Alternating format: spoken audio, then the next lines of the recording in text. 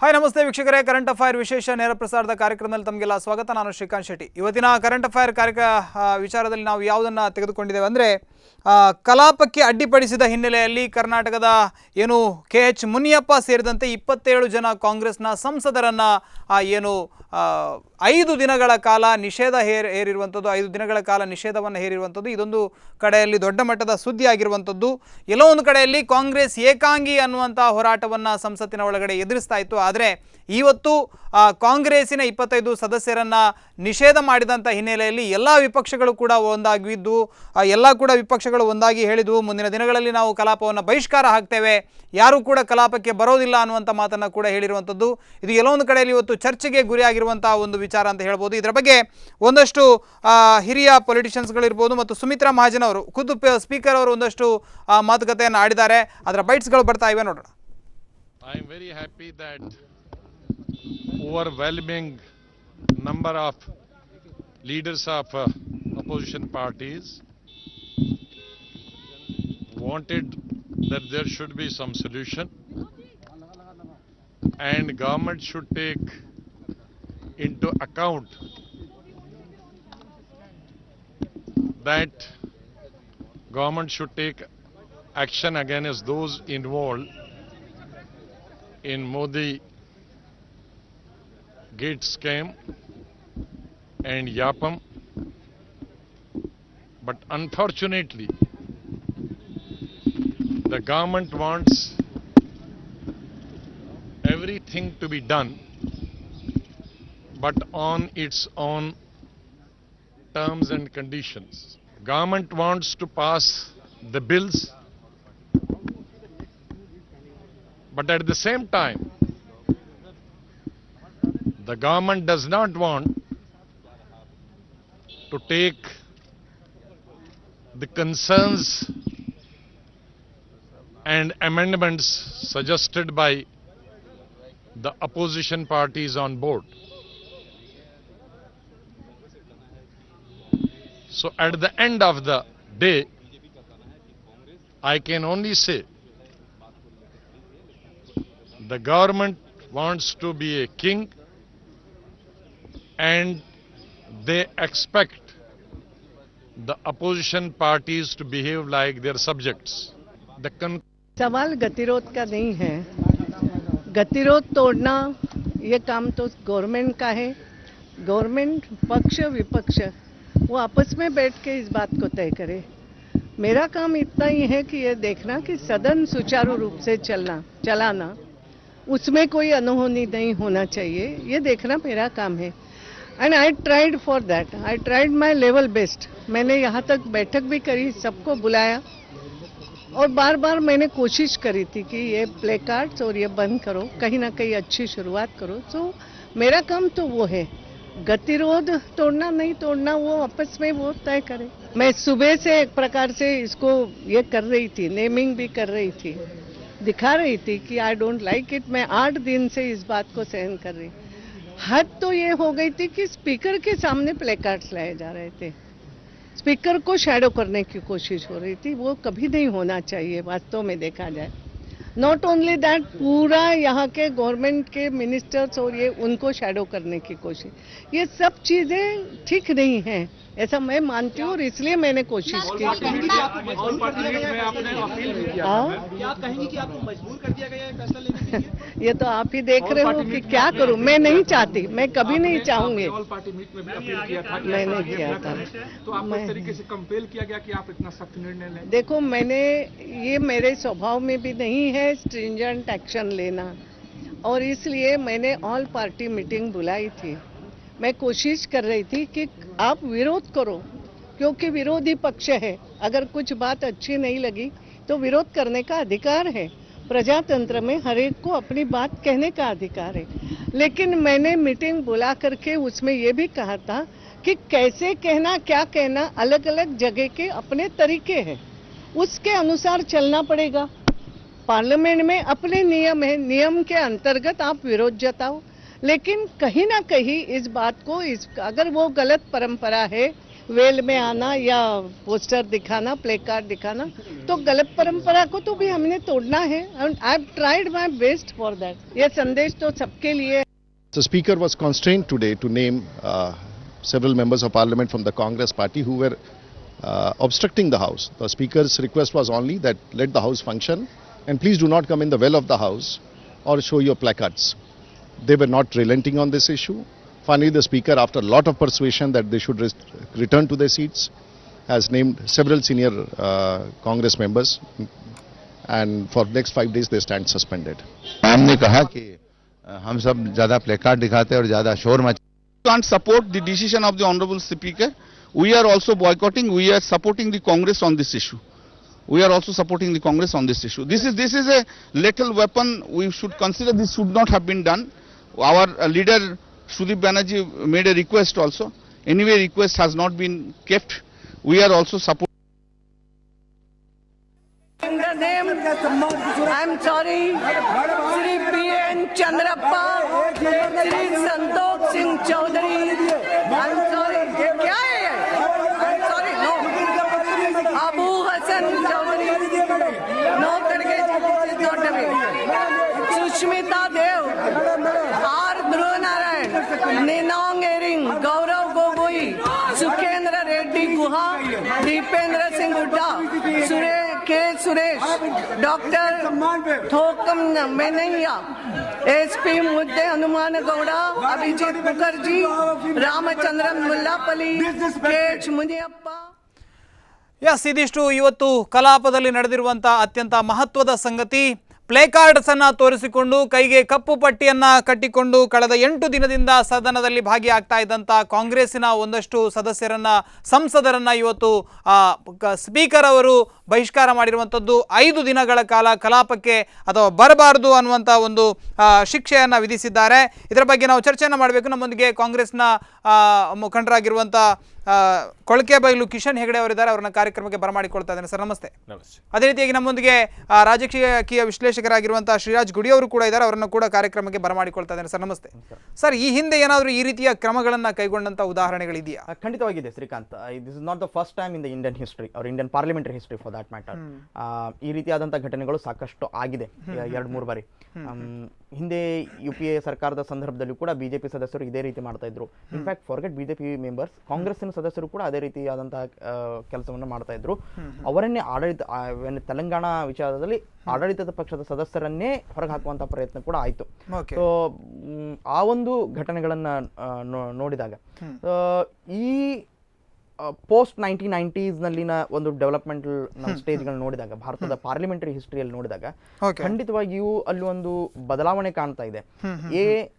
ಅಲ್ಲಿನ ಮೆಂಬರ್ಸ್ಗಳೇನು ಬರ್ತಾ ಇದ್ದಾರೆ, ಸಾಕಷ್ಟು ಜನರಲ್ಲಿ ಪಾರ್ಲಿಮೆಂಟರಿ ಪ್ರೊಸೀಡಿಂಗ್ಸ್ ಬಗ್ಗೆ ಸೀರಿಯಸ್ನೆಸ್ ಇಲ್ಲ. ದೋ ಅವ್ರಿಗೆಲ್ಲರಿಗೂ ಕೂಡ ಇನಿಷಿಯಲ್ ಡೇಸ್ ನಲ್ಲಿ ಬಂದಾಗ ಸಾಕಷ್ಟು ಟ್ರೈನ್ ಅಪ್ ಮಾಡಿರ್ತಾರೆ. ಪಾರ್ಲಿಮೆಂಟರಿ ಫಂಕ್ಷನ್ ಅಲ್ಲಿ 2 ಲಾಗಳಿದೆ. ಒಂದು ಲೋಕಸಭಾ ಲಾ, ಇನ್ನೊಂದು ರಾಜ್ಯಸಭಾ ಲಾ ಅಂತ ಹೇಳಿ. ಲೋಕಸಭಾ ಫಂಕ್ಷನ್ ಏನಾದ್ರೂ ಅದು ಕೂಡ ಲೋಕಸಭಾ ಕಾಯ್ದೆಯ ಅಡಿಗಳಲ್ಲಿನೇ ನಡೀತಾ ಇರ್ತದೆ ಅದು. ಸೊ ಈ ಲೋಕಸಭಾ ಲಾ ನಲ್ಲಿ ರೂಲ್ಸ್ ಬುಕ್ ನಲ್ಲಿ ಏನೇನ್ ಬರ್ತದೋ, ಲೋಕಸಭಾ ರೂಲ್ಸ್ ಬುಕ್ ನಲ್ಲಿ ಏನೇನ್ ಬರ್ತದೋ ಅದರಲ್ಲಿನ ಒಂದು ಪ್ರಮುಖ ಅಂಶ ಅಂತಂದ್ರೆ ಯಾವುದೇ ರೀತಿಯ ಬ್ಯಾನರು ಪೋಸ್ಟರುಗಳನ್ನ ನೀವು ತರೋ ಹಾಗಿಲ್ಲ ಒಳಗಡೆ, ಸದನದ ಒಳಗಡೆ. 2ನೇ ಪ್ರಸಂಗ ಅಂದ್ರೆ ಯಾವುದೇ ರೀತಿ ಘೋಷಣೆಗಳನ್ನ ಮಾಡೋ ಹಾಗಿಲ್ಲ. ಅದು 2.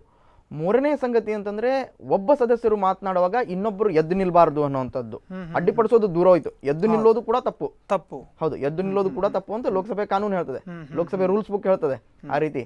ಸೊ ಆನಂತರ ವಾದ ಮಂಡಿಸ್ತಾ ಇರೋದನ್ನ ಶಾಂತವಾಗಿ ಕೇಳಬೇಕು. ನಿಮ್ಮದೇ ಆದಂತಹ ಏನಾದರೂ ಅವರಿಗೆ ಪ್ರತಿವಾಗಿ ಇದ್ದಂತಹ ಸಂದರ್ಭದಲ್ಲಿ ನೀವು ಅವರನ್ನ ಕೌಂಟರ್ ಮಾಡಬಹುದು.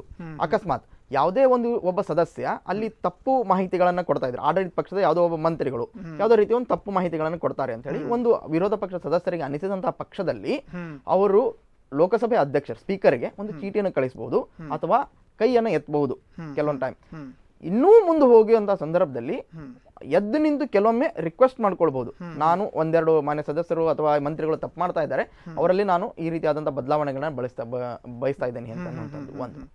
2ನೇದಾಗಿ ಈ ಒಂದು ಹ್ಯೂಜ್ ಮೆಜಾರಿಟಿ ಇರುವಂತಹ ಸಂದರ್ಭ, ಈಗಿನ ಸಂದರ್ಭ ಏನು ಕ್ರಿಯೇಟ್ ಆಗಿದೆ ಅದ್ರಲ್ಲಿ ಹ್ಯೂಜ್ ಮೆಜಾರಿಟಿ ಇರುವಂತಹ ಸಂದರ್ಭ, 2/3 ಮೆಜಾರಿಟಿ ಏನು ಬಿಜೆಪಿಗೆ ಇದೆ. ಸೊ ಇಂತಹ ಸಂದರ್ಭದಲ್ಲಿ ಡೇ ಒನ್ನಿಂದನೂ ಕೂಡ ವಿರೋಧ ಪಕ್ಷಗಳನ್ನು ಸಾಕಷ್ಟು ಸೈಡ್ಲೈನ್ ಮಾಡಿ ಗೌರ್ಮೆಂಟ್ ನೋಡ್ತಾ ಇರುವಂಥದ್ದು ಕೂಡ ಸತ್ಯ. ಎಸ್ ಕಿರಣ್ ಹೆಗಡೆಯವರಲ್ಲಿ ಕೇಳಬೇಕು, ಕಿಶನ್ ಹೆಗಡೆಯವರಲ್ಲಿ, ಒಟ್ಟಿನಲ್ಲಿ ಈ ಒಂದು ಘಟನೆಯ ಬಗ್ಗೆ ಅಥವಾ ಸ್ಪೀಕರ್ ಅವರ ಡಿಸಿಷನ್ನ ಬಗ್ಗೆ ನಿಮ್ಮ ಅಭಿಪ್ರಾಯ ಏನು? ಬಹುಶಃ ವಿರೋಧ ಪಕ್ಷಗಳನ್ನ ಹತ್ತಿಕ್ಕತಕ್ಕಂಥ ಪ್ರಯತ್ನದ ಒಂದು ಹತಾಶ ಯತ್ನ ಅಂತ ನಾನು ಹೇಳಲಿಕ್ಕೆ ಬಯಸ್ತೇನೆ. ಆದರೆ ಲೋಕಸಭಾ ಕಾಯ್ದೆಗಳ ಬಗ್ಗೆ ಹೇಳಿದ್ದು ಸತ್ಯ ಅಲ್ಲ ಅಂತಲ್ಲ. ಆದರೆ ಒಂದನ್ನು ಗಮನಿಸಬೇಕು, ನಿಮ್ಮದು ಮೊಂಡುವಾದ ಅಂತ ಖಂಡಿತ ಅಲ್ಲ. ಮೊಂಡು ವಾದಕ್ಕೆ ಯಾವತ್ತೂ ಬೆಲೆ ಬರುವುದಿಲ್ಲ. ಮೊದಲು ಇತರೆ ಸೋನಿಯಾ ಗಾಂಧಿ ಹೇಳ್ತಾರೆ ನಾವು ಮಾಡೋದಕ್ಕೆ ಬಿಡೋದಿಲ್ಲ ಕಲಾಪ, ಹಾಗಲ್ಲ. ಮೊದಲು ಇತರೆ ವಿಪಕ್ಷಗಳು ನಮ್ಮೊಂದಿಗೆ ಸೇರಿರಲಿಲ್ಲ, ಬಟ್ ಇವತ್ತು ಸೇರ್ಕೊಂಡಿದ್ದಾರೆ. ಅಂದ್ರೆ ಯಾವುದೋ ಒಂದು ಮೊದಲು 44 ಇದ್ರೆ ಅದರಲ್ಲಿ 27 ಮೈನಸ್ ಆಯ್ತು, ಹಾಗಾಗಿ ಸೇರ್ಕೊಂಡ್ರು. ಈಗ ಖಂಡಿತ ಅದಕ್ಕಲ್ಲ, ಸಂಖ್ಯಾಶಾಸ್ತ್ರದ ಪ್ರಶ್ನೆ ಇಲ್ಲ. ಸಂಖ್ಯೆ ಈಗ ಕೇಳಬಹುದು, ಸಂಖ್ಯೆ ಕಡಿಮೆ ಇದೆ ಅದಕ್ಕೆ ಕೂಗ್ತಾರಂತ ಅಲ್ಲ. ಸಂಖ್ಯೆ ಒಂದೇ ಇದ್ರು ವಿರೋಧ ಪಕ್ಷವಾಗಿರ್ತಕ್ಕಂಥ ಸಂದರ್ಭದಲ್ಲಿ ಪ್ರತಿಭಟನೆ ಮಾಡ್ತಕ್ಕಂಥ ವಿಷಯಗಳಲ್ಲಿರ್ಬೋದು, ಅಥವಾ ಯಾವತ್ತು ಸರ್ಕಾರ ಈ ಕೂಗುಗಳನ್ನ ಕೇಳುವುದಿಲ್ಲ ಅಂತ ಸಂದರ್ಭದಲ್ಲಿ ಅವಕಾಶಗಳು ಕೊಡುವುದಿಲ್ಲ ಬೇರೆ ವಿಷಯಗಳಲ್ಲಿ, ಅಂತ ಸಂದರ್ಭಗಳಲ್ಲಿ ಇದು ಅನಿವಾರ್ಯ ಪರಿಸ್ಥಿತಿ. ಇದು ಒಳ್ಳೇದು ಅಂತ ನಾನು ಹೇಳುವುದಲ್ಲ, ಇದು ಬಿಜೆಪಿ ಹೇಳ್ತಾ ಇದೆ ನೀವು ಚರ್ಚೆಗೆ ಬನ್ನಿ, ಸರ್ಕಾರ ಹೇಳ್ತಾ ಇದೆ, ಕೇಂದ್ರ ಸರ್ಕಾರ ಹೇಳ್ತಾ ಇದೆ ಚರ್ಚೆಗೆ ಬನ್ನಿ, ಚರ್ಚೆ ಮಾಡೋಣ. ಬೇಕಾದ್ರೆ ಜನರು ಹೇಳಲಿ, ಬೇರೆಯವರು ಹೇಳಲಿ, ಬಿಜೆಪಿಗೆ ಚರ್ಚೆಗೆ ಬನ್ನಿ ಅಂತ ಹೇಳ್ತಕ್ಕಂಥ ಯಾವ ನೈತಿಕತೆಯೂ ಈ ಬಿಜೆಪಿ ಪಕ್ಷ ಉಳಿಸ್ಕೊಂಡಿಲ್ಲ. ಅದು ಕಳೆದ UPA ಸರ್ಕಾರದಲ್ಲಿ ಅಧಿಕಾರದಲ್ಲಿದ್ದಾಗ ಏನು ಮಾಡಿದೆ, ಪಾರ್ಲಿಮೆಂಟ್ ಅನ್ನು ಎಷ್ಟು ದಿವಸ ತಡೆದು ಹಿಡಿದಿದ್ದಾರೆ, ಎಷ್ಟು ದಿವಸ ನಡೆಸಿದ್ದಾರೆ. ಅದರಿಂದ ನೈತಿಕತೆಯ ವಿಷಯದಲ್ಲಿ ಬಿಜೆಪಿಯವರು ಕಾಂಗ್ರೆಸ್ ಖಂಡಿತ ಅಲ್ಲ. ಸಾರಿ, ನಾನು ಆ ಪ್ರತೀಕಾರದ ಶಬ್ದವೇ ಅಲ್ಲ ಇದು. ಅವರಿಗೆ ನೈತಿಕತೆ ಇಲ್ಲ ಅಂತ ಮಾಡ್ಲಿಕ್ಕೆ ಬಿಡ್ಲಿಲ್ಲ, ನಾವು ಇಶ್ಯೂ ಮೇಲೆ ಮಾಡ್ಲಿಕ್ಕೆ ಬಿಡ್ತಾ ಇಲ್ಲ. ನಮ್ಗೆ ಇದ್ರ ಬಗ್ಗೆ ಇಶ್ಯೂ ಯಾವ ಇಶ್ಯೂ ಮೇಲೆ ಬಿಡ್ತಾ ಇರಲಿಲ್ಲ. 2G ಅದು ಹೌದಾದ್ರೆ ಅವತ್ತು ನಮ್ಮನ್ನು ಸ್ಪಷ್ಟ ಬಹುಮತ ಇರಲಿಲ್ಲ ಸರ್ಕಾರಕ್ಕೆ. ಬ್ಯಾಲೆನ್ಸ್ NDA UPA ಇತ್ತು. ಇವತ್ತಿನ ತರ ಇವತ್ತು ಹೆಸರಿಗೆ NDA ಅಂತೇಳಿ ಇದ್ರು ಸಹಿತ ಅಬ್ಸಲ್ಯೂಟ್ ಬಿಜೆಪಿ ಗವರ್ಮೆಂಟ್. ಆ ದಿವಸದ ಪರಿಸ್ಥಿತಿ, ಕಾಂಗ್ರೆಸ್ ಪಕ್ಷದ ಪರಿಸ್ಥಿತಿ ಅದಲ್ಲ, ಅದು UPA. ಇತರ ಮಿತ್ರ ಪಕ್ಷಗಳನ್ನ ಹೊಂದಿಸ್ಕೊಂಡು ಹೋಗ್ಬೇಕಾದ ಅದು ಅನಿವಾರ್ಯತೆಗಳು ಭ್ರಷ್ಟಾಚಾರದೊಂದಿಗೋ ವ್ಯವಸ್ಥೆಯೊಂದಿಗೋ ಅಂತಕ್ಕಂಥ ಚರ್ಚಾಸ್ಪದ ವಿಷಯ. ಅದು ವ್ಯವಸ್ಥೆಯೊಂದಿಗೆ ಇರ್ಬೋದು, ಸರಿ, ಅದು ಬೇರೆ. ಆದರೆ ಅವತ್ತು ಬಿಜೆಪಿ ಮಾಡಿದಂಥದ್ದು ಸಂಪೂರ್ಣ ಏನು ಸರಿ ಅಂತೇಳಿ ಹೇಳುವುದಾದ್ರೆ ಇವತ್ತು ಮಾಡಿದ್ದು ತಪ್ಪಾಗುವುದಿಲ್ಲ. ಆದ್ರೆ ನಾನು ಅದಕ್ಕೆ ಹೋಲಿಸ್ಲಿಕ್ಕೆ ಹೋಗುದಿಲ್ಲ. ಕಲಾಪ ವ್ಯರ್ಥವಾಗಬಾರ್ದು ಅನ್ನೋದು ಸತ್ಯ. ಆದ್ರೆ ಸರ್ಕಾರ ಇವತ್ತು ಕಾಂಗ್ರೆಸ್ ಮೊಂಡುವಾದ ಅಂತ ಹೇಳ್ತಕ್ಕಂಥದ್ದು, ಕಾಂಗ್ರೆಸ್ ಹೇಳ್ತಕ್ಕಂಥ ಬೇಡಿಕೆಗಳನ್ನ ಒಪ್ಕೊಳ್ಬಹುದಲ್ಲ, ಅದು ಯಾಕೆ ಬಿಜೆಪಿ ಸರ್ಕಾರದ ಮೊಂಡುವಾದ ಆಗುದಿಲ್ಲ? ಸುಷ್ಮಾ ಸ್ವರಾಜ್ ಅವರು ಉತ್ತರವನ್ನು ಕೊಟ್ಟಿದ್ದಾರೆ ನಿನ್ನೆ, ನನಗೂ ಅದಕ್ಕೂ ಸಂಬಂಧ ಇಲ್ಲ, ನಾನು ಯಾವುದೇ ಉತ್ತರ ಅಲ್ಲ. ಅದು ಡಾಕ್ಯುಮೆಂಟಲ್ ಎವಿಡೆನ್ಸ್ ಒಂದು ಕಡೆ, ಇವರ ಉತ್ತರ ಒಂದು ಕಡೆ. ಡಾಕ್ಯುಮೆಂಟಲ್ ಎವಿಡೆನ್ಸಸ್ ಮೊನ್ನೆವರೆಗೆ ಹೇಳ್ತಾ ಇದ್ರು ಸುಷ್ಮಾ ಸ್ವರಾಜ್ ಮಾತಾಡಬೇಕು ಈ ವಿಚಾರದಲ್ಲಿ. ಸುಷ್ಮಾ ಸ್ವರಾಜ್ ಅವರು ಮಾತಾಡಿದ್ರು, ರಾಜ್ಯಸಭೆಯಲ್ಲಿ ಹೇಳಿದ್ರು ಆ ಒಂದು ಏನು ಮೋದಿ ಗೇಟ್ ಇದೆ ಅದಕ್ಕೆ ಏನು ಸಂಬಂಧಪಟ್ಟ ಎಲ್ಲ ದಾಖಲೆಗಳನ್ನ ಒದಗಿಸಿದಾಗ ಇದು ನನ್ನದಲ್ಲ ಅಂತ ಹೇಳ್ತಕ್ಕಂಥದ್ದು ಯಾವ ರೀತಿಯಲ್ಲಿ ಹೇಳ್ತಾರೆ ಅವರು? ಎಲ್ಲ ದಾಖಲೆಗಳನ್ನ ಒದಗಿಸಿದ್ದಾರೆ. ಅಂದ್ರೆ ಮುಂದಿನ ದಿನಗಳಲ್ಲಿ ಕೂಡ ಹಾಗಾದ್ರೆ ಪ್ರತಿಭಟನೆ ಮುಂದುವರಿಯುತ್ತೆ? ಖಂಡಿತ ಮುಂದುವರಿಯುತ್ತದೆ, ನ್ಯಾಯ ಸಿಗುವವರೆಗೆ. ಯಾರ ಹಣವನ್ನು ವ್ಯರ್ಥ ಯಾರ ಹಣನ್ನು ವ್ಯರ್ಥ ಮಾಡೋ ಪ್ರಶ್ನೆ ಅಲ್ಲ. ಎಲ್ಲೋ ಒಂದು ಕಡೆ ಇವರು ಹುದುಗಿಟ್ಟ ಭ್ರಷ್ಟಾಚಾರದ ವ್ಯವಸ್ಥೆಗಳು ಹೊರಗೆ ಬರಬೇಕು.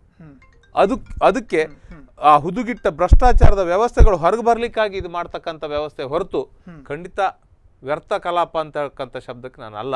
ಆದ್ರೆ ಅದನ್ನು ಮಾಡ್ಲಿಕ್ಕೆ ಬಹುಶಃ ನಮ್ಮಲ್ಲಿ ಸಂಖ್ಯೆ ಕಡಿಮೆ ಇದ್ದಿರ್ಬೋದು, ಇದೆ, ಅಲ್ಲ ಅಂತ ನಾನು ಹೇಳುವುದಿಲ್ಲ. ಸಂಖ್ಯೆ ಕಡಿಮೆ ಇದೆ ಅಂತ ಕೂಡಲೇ ಅನ್ಯಾಯದ ವಿರುದ್ಧ ಪ್ರತಿಭಟನೆ ಕಡಿಮೆ ಆಗ್ಲಿಕ್ಕೆ ಸಾಧ್ಯವೇ ಇಲ್ಲ.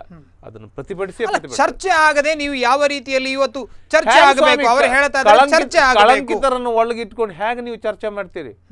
ಕಳಂಕಿತರನ್ನು ಒಳಗಿಟ್ಕೊಂಡು ಏನ್ ಚರ್ಚೆ ಮಾಡ್ತೀರಿ ನೀವು? ಏನ್ ಚರ್ಚೆ ಮಾಡ್ಲಿಕ್ಕಾಗತ್ತೆ? ಯಾವ ಮುಖ ಹಿಡ್ಕೊಂಡು ಇವತ್ತು ಫೇಸ್ ಮಾಡ್ಲಿಕ್ಕಾಗತ್ತೆ? ಪಾರ್ಲಿಮೆಂಟ್ ಅನ್ನು ಫೇಸ್ ಮಾಡ್ತಕ್ಕಂಥ ಪರಿಸ್ಥಿತಿಯಲ್ಲಿ ಈ ದೇಶದ ಪ್ರಧಾನಮಂತ್ರಿ ಇದ್ದಾರೆ, ಭ್ರಷ್ಟಾಚಾರ ವಿರೋಧಿ ಹೇಳ್ತಾ ಇದ್ದಾರೆ. ಶಿವರಾಜ್ ಸಿಂಗ್ ಚೌಹಾಣ್ ಅದು ಆ ರಾಜಸ್ಥಾನದ ಒಂದು ಸರ್ಕಾರಕ್ಕೆ ಸಂಬಂಧಪಟ್ಟಂತ ವಿಚಾರ, ಅದನ್ನ ಅಲ್ಲಿ ಹೋಗಿ ಮಾತಾಡಿ, ಅಥವಾ ಇನ್ನೊಂದು ಏನು ಮಧ್ಯಪ್ರದೇಶದ ಮುಖ್ಯಮಂತ್ರಿ ವಿಚಾರದಲ್ಲಿ ಮಧ್ಯಪ್ರದೇಶದಲ್ಲಿ ಮಾತಾಡಿ, ಅಲ್ಲಿ ನಿಮ್ಮ ಪಕ್ಷ ಇದೆ, ಅಲ್ಲಿ ವಿರೋಧ ಪಕ್ಷ ಇದೆ, ಅಲ್ಲಿ ಆ ಕಲಾಪವನ್ನ ಭಂಗ ಮಾಡಿ, ಅದು ವಿಚಾರ ಅಲ್ಲ.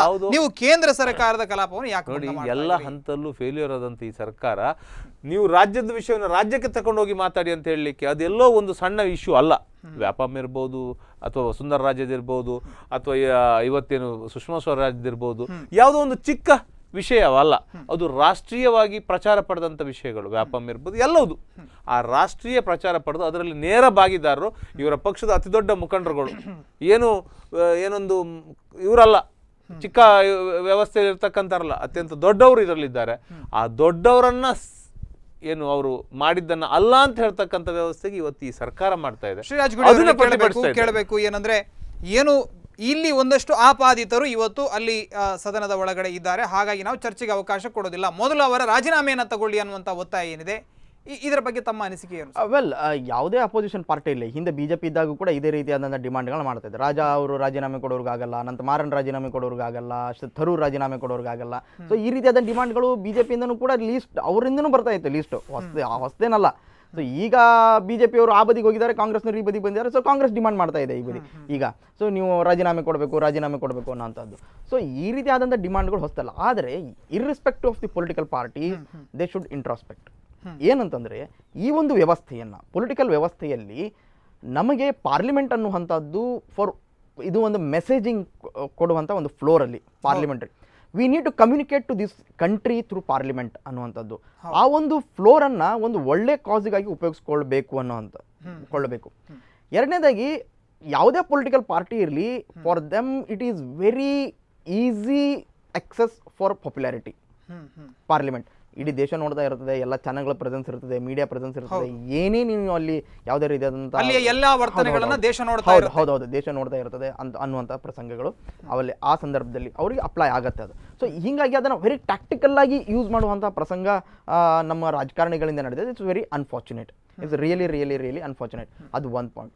ಎರಡನೇ ಪ್ರಸಂಗದಲ್ಲಿ ಹೇಳಬೇಕು ಅಂತಂದರೆ, ಆಪಾದಿತರು ಇದ್ದಾಗ ನಾವು ಚರ್ಚೆ ಮಾಡಬಾರ್ದಾ ಅನ್ನುವಂಥದ್ದು.